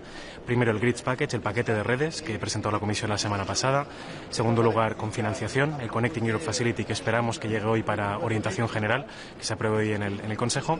Y en tercer lugar, pidiendo un campo de juego equilibrado, un level playing field, en lo que tiene que ver con precios de la energía. Junto con Portugal y con Finlandia hemos pedido un punto en el orden del día para abordar una problemática sobre la competitividad de precios, que entendemos que no puede depender del margen fiscal de cada Estado miembro. Por comentar brevemente cada uno de los puntos, en el Grids Package, el paquete de redes, desde España celebramos la iniciativa de las Energy Highways, de las autovías energéticas. Celebramos además la inclusión de aquellos proyectos que permiten reducir el aislamiento energético de la península ibérica. Nuestro objetivo, nos marcamos como objetivo poder acordar cuanto antes y en todo caso en el primer trimestre del 2026 la fecha de inicio de los trabajos de las 2 interconexiones transpirenaicas que ayudarán a mejorar la interconexión de la península con el resto de Europa. Celebramos también que hay una gobernanza más europea de las interconexiones, abandonando una relación mucho más bilateral que gobernaba hasta ahora las interconexiones. Y hay una cuestión que sí que nos preocupa, que tenemos que ver con más atención en lo que tiene que ver con el permitting, con la tramitación de los proyectos. Nos preocupa que una aceleración de los permisos de las redes eléctricas vaya a pasar por una reducción de los estándares ambientales. Desde España defendemos que mantener las garantías ambientales y la participación ciudadana en la tramitación de los proyectos es imprescindible para contar con buenos proyectos. En segundo lugar, el Connecting Europe Facility, el mecanismo Conectar Europa. España viene a apoyar la propuesta de la Presidencia para aprobar la orientación general de este reglamento. Nos sentimos plenamente reflejados en un reglamento que multiplica por 5 la dotación presupuestaria del anterior periodo, que se centra en reducir el aislamiento energético, en eliminar cuellos de botella energéticos, especialmente, y esto es muy importante para nosotros, con una especial atención en lugares donde es necesario para acercarnos a ese 15% de interconexión. Como saben, España está muy por debajo de sus objetivos, está en torno al 3% y tenemos mucho trabajo por delante para esa interconexión. El último punto, no solo es necesario interconexión física, sino que también es necesario un level playing field, un campo de juego equilibrado. Aquí distintas industrias, distintos agentes nos habían trasladado que hay una problemática donde hay distintos Estados miembros que apoyan en costes de energía, básicamente una subvención a los costes energéticos, que básicamente elimina las señales de precio, que distorsiona las señales de precio, que no reflejan los costes reales ni refleja la competitividad real entre Estados miembros, sino que genera una competencia artificial. Básicamente la competitividad de la industria dependiendo del margen fiscal de Estados miembros, que entendemos que no respeta los principios del mercado interior. Lo que hemos pedido junto con Portugal y con Finlandia es un análisis de impacto de esas medidas. Son medidas concretas de coordinación y asegurar que esas medidas de apoyo sean acotadas y temporales, y sobre todo avanzar en medidas realmente estructurales para reducir los costes energéticos, como es avanzar en integración de renovables o interconexiones que permite aprovechar mejor los recursos energéticos allí donde estén. Como ven, agenda muy intensa pero muy importante para las prioridades políticas de España, y trabajaremos durante este Consejo y los meses que vienen para avanzar en estos objetivos. ¿Te parece suficiente el planteamiento de la Comisión en ese Grid Package, las palabras de Jorgensen de la semana pasada, para convencer a Francia, para superar las reticencias políticas de Francia? Porque también Jorgensen le daba la última palabra, al final el veto de Francia puede estar ahí igual. Queremos dar un voto de confianza a esta propuesta. Creemos que la Comisión Europea ha hecho una propuesta muy ambiciosa. El planteamiento de las autovías energéticas, de esos energy highways, como máxima prioridad política, normativa y financiera. Entendemos que es una herramienta para acelerar significativamente este planteamiento de interconexiones. Como he dicho, nuestro objetivo es que el primer trimestre, como muy tarde, del 2026, podamos acordar ya con la Comisión, con Francia y, por supuesto, con la participación de Portugal, la fecha de inicio de los trabajos de ambas interconexiones transpirenaicas. Vamos a trabajar en ese espíritu y confiamos en que la propuesta, con aquellas mejoras que se puedan incorporar, permitan esos avances. Nuestro trabajo es asegurarlo y, si no, poner en marcha todas las vías posibles o buscar todas las alternativas, porque es prioridad máxima española y entendemos que también europeo. Es importante no solo para Portugal y España. Europa está desperdiciando energía renovable muy competitiva por renunciar a esas interconexiones, con lo cual entendemos un poco lo que decía antes. Es un planteamiento europeo que tiene que trascender esa relación puramente bilateral que ha habido hasta ahora. En cuanto a las distorsiones de precio que he mencionado, ¿a qué países y qué industria se refiere y qué tiempo ha costado? ¿Cuánto duran esas ayudas? ¿Cuándo han empezado? Se trata principalmente de las industrias electrointensivas, aquellas donde los precios de la energía eléctrica afectan muchísimo su valor añadido, sus costes de operación. No quiero tampoco polemizar con ningún compañero, con ningún Estado miembro, pero bueno, yo creo que salta a la luz, es conocido que Estados miembros, por su tamaño y por su margen fiscal, pues al final resultan en unos precios energéticos finales para la industria inferiores a mercados que tenemos unos costes inherentes, naturales, mucho más competitivos, por cierto, gracias a la penetración renovable, ¿no? Yo creo que hayamos sido Portugal, España y Finlandia que hemos propuesto esto no es casualidad. Hemos hecho un esfuerzo importante en descarbonización como países. Eso nos ha llevado a unos costes reales de la energía mucho más competitivos. Lo que no puede ser es que el precio final que ve la industria dependa del margen fiscal, o al menos entendemos que eso no es compatible con el espíritu de un mercado interior cohesionado. Just a question on methane. You will also the Commission will present a note on methane leaks and how to implement the rules that are a bit controversial. What's your take on the Commission proposal? So for Spain, it's very, very important that we don't reopen the methane regulation. We are very clear on that. We have to take no steps back in the methane regulation. 2, if there's any concern on security of supply, of course that has to be dealt with maximum priority, with maximum attention. But we need to make sure that we are sure that there are actual concerns about security of supply. There's plenty of studies that suggest that is not always the case. So if we are going to take into account concerns of security of supply, that needs to be proven. That needs to be a real concern, so to say. But obviously, with those two priorities, maximum implementation. We need to make sure the regulation is implementable. It can be applied, but also with equal measure, with equal conditions across member states. We shouldn't have enforcement shopping where companies or different markets try to find the easiest way into the EU, and that's why we have a common market with common entry rules. Well, that's what we should have. Thank you very much. Muchas gracias. Thanks. Sure. Concerning security arrangements now for Ukraine, the Americans started to talk that maybe in next stage the cooperation concerning energy between EU and Russia could come back. Do you see this as a possibility in the future? Energy cooperation, so the reduction of the energy dependence from Russia, as you know, has been a maximum priority. We have seen from the invasion of Ukraine, but actually even before, that having a high external energy dependence, in this case from an unreliable partner such as Russia, has made Europe very weak, very vulnerable. That is why Spain supported, for example, the Repower EU regulation. We supported the sanctions package to eliminate imports from Russia. And what we understand is that Europe will be able to stand on its own feet if we we are able to depend on our own resources, such as renewable energy. We think that that's always important, and in a context of conflict such as the Russian invasion of Ukraine, it's even more important, and it's something that's on our agenda all the time, also with our Ukrainian colleagues. Minister, is there any chance that EU would repeal the methane regulation? Spain will certainly stand for not touching, not opening and not repealing the methane regulation. I think market certainty and previsibility and anticipation is very, very important. If we start changing regulations just a few months or a few years in every time, there's no way to create a proper long-term pipeline of predictability. So Spain stands for maintaining the methane regulation as it stands, logically taking into account concerns of security of supply, which need to be carefully proven. We can't just claim there's a problem of security of supply if we don't actually have serious concerns about it. Thank you.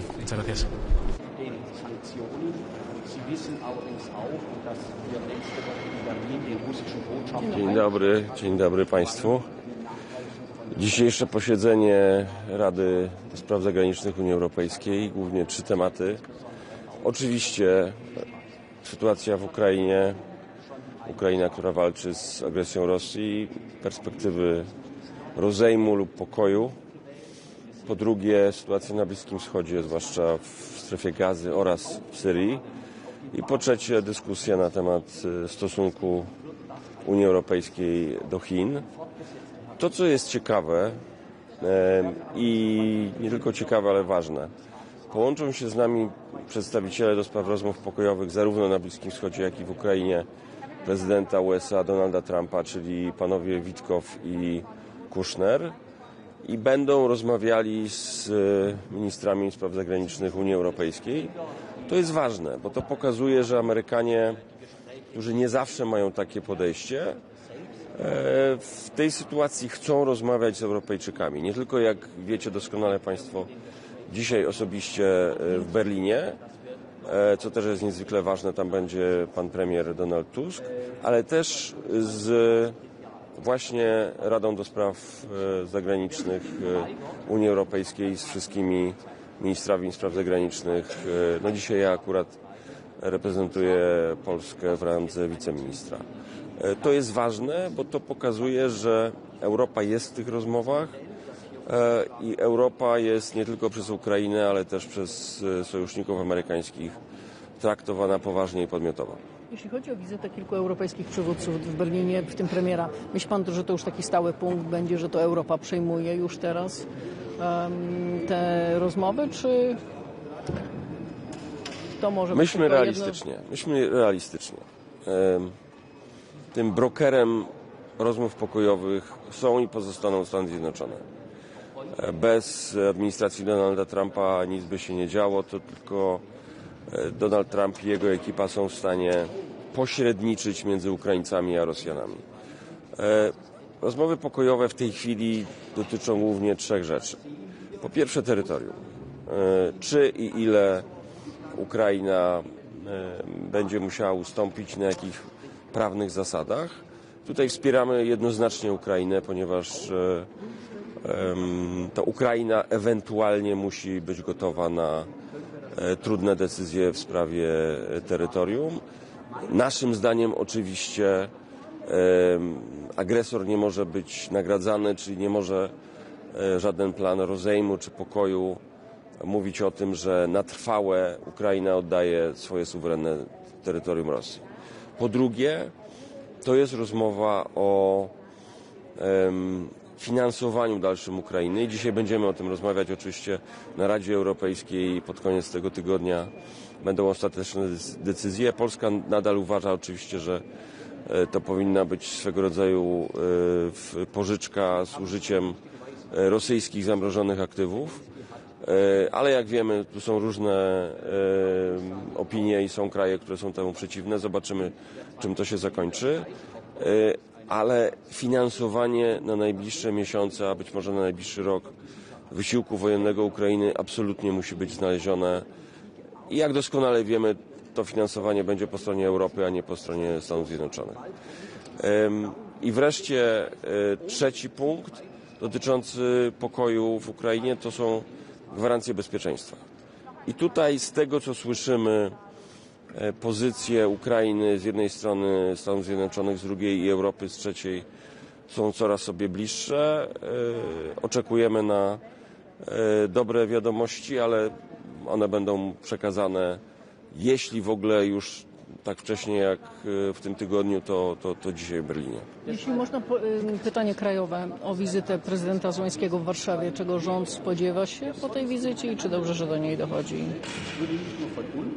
Oczywiście, że dobrze, że po prawie pół roku prezydentury Karola Nawrockiego dojdzie do jego bezpośrednich rozmów z prezydentem Ukrainy. Premier Donald Tusk jest w ciągłym, częstym kontakcie z prezydentem Zełenskim. Myślę, że tym razem również do takiego kontaktu dojdzie. My wspieramy Ukrainę nie tylko ze względów moralnych, czyli wspierania strony, która została napadnięta w sposób brutalny, krwawy przez agresywną Rosję, ale też ze względu na polski interes, albo nawet głównie ze względu na polski interes. Gdyby spełnił się sen Władimira Putina, czyli podbicie wojskowe albo chociaż strategiczne całej Ukrainy, Polska stoi wówczas na całej swojej praktycznie wschodniej granicy, oprócz kilkudziesięciu kilometrów granicy z Litwą, z perspektywą krajów, które są w ten czy inny sposób przez Rosję albo kontrolowane, albo są pod wpływem Rosji. To by był absolutny koszmar strategiczny. Panie ministrze, a jeżeli nie dojdzie do porozumienia na szczycie w grudniu w sprawie pożyczki reparacyjnej, to co dalej? Bo tak naprawdę o tych aktywach rozmawiamy już od wielu, wielu miesięcy, tak? I dlaczego miałoby teraz Pana zdaniem w grudniu musi zostać znalezione finansowanie dla Ukrainy na najbliższy rok. To jest rzecz, która musi po prostu zostać zrealizowana, bo bez tego będzie trudno sobie wyobrazić dalszą skuteczną walkę Ukrainy z Rosją. The reparations loan, we saw that statement circulated over the weekend signed by Bulgaria, Italy and Malta, pushing the EU to explore other options for financing Ukraine. Are you worried that the support is wavering for the reparations loan for Ukraine? No, we don't. We think that the reparation loan should be used. Poland is in favor of it. But what is absolutely necessary is the securing the financing for the Ukrainian war effort for the next at least half a year, maybe a year. What needs to be done between now and the European Council summit on Thursday to convince those EU member states to come on board, particularly Belgium? There are many options possible. Let's put the trust in our diplomatic effort, and I mean European ones. Dziękuję bardzo.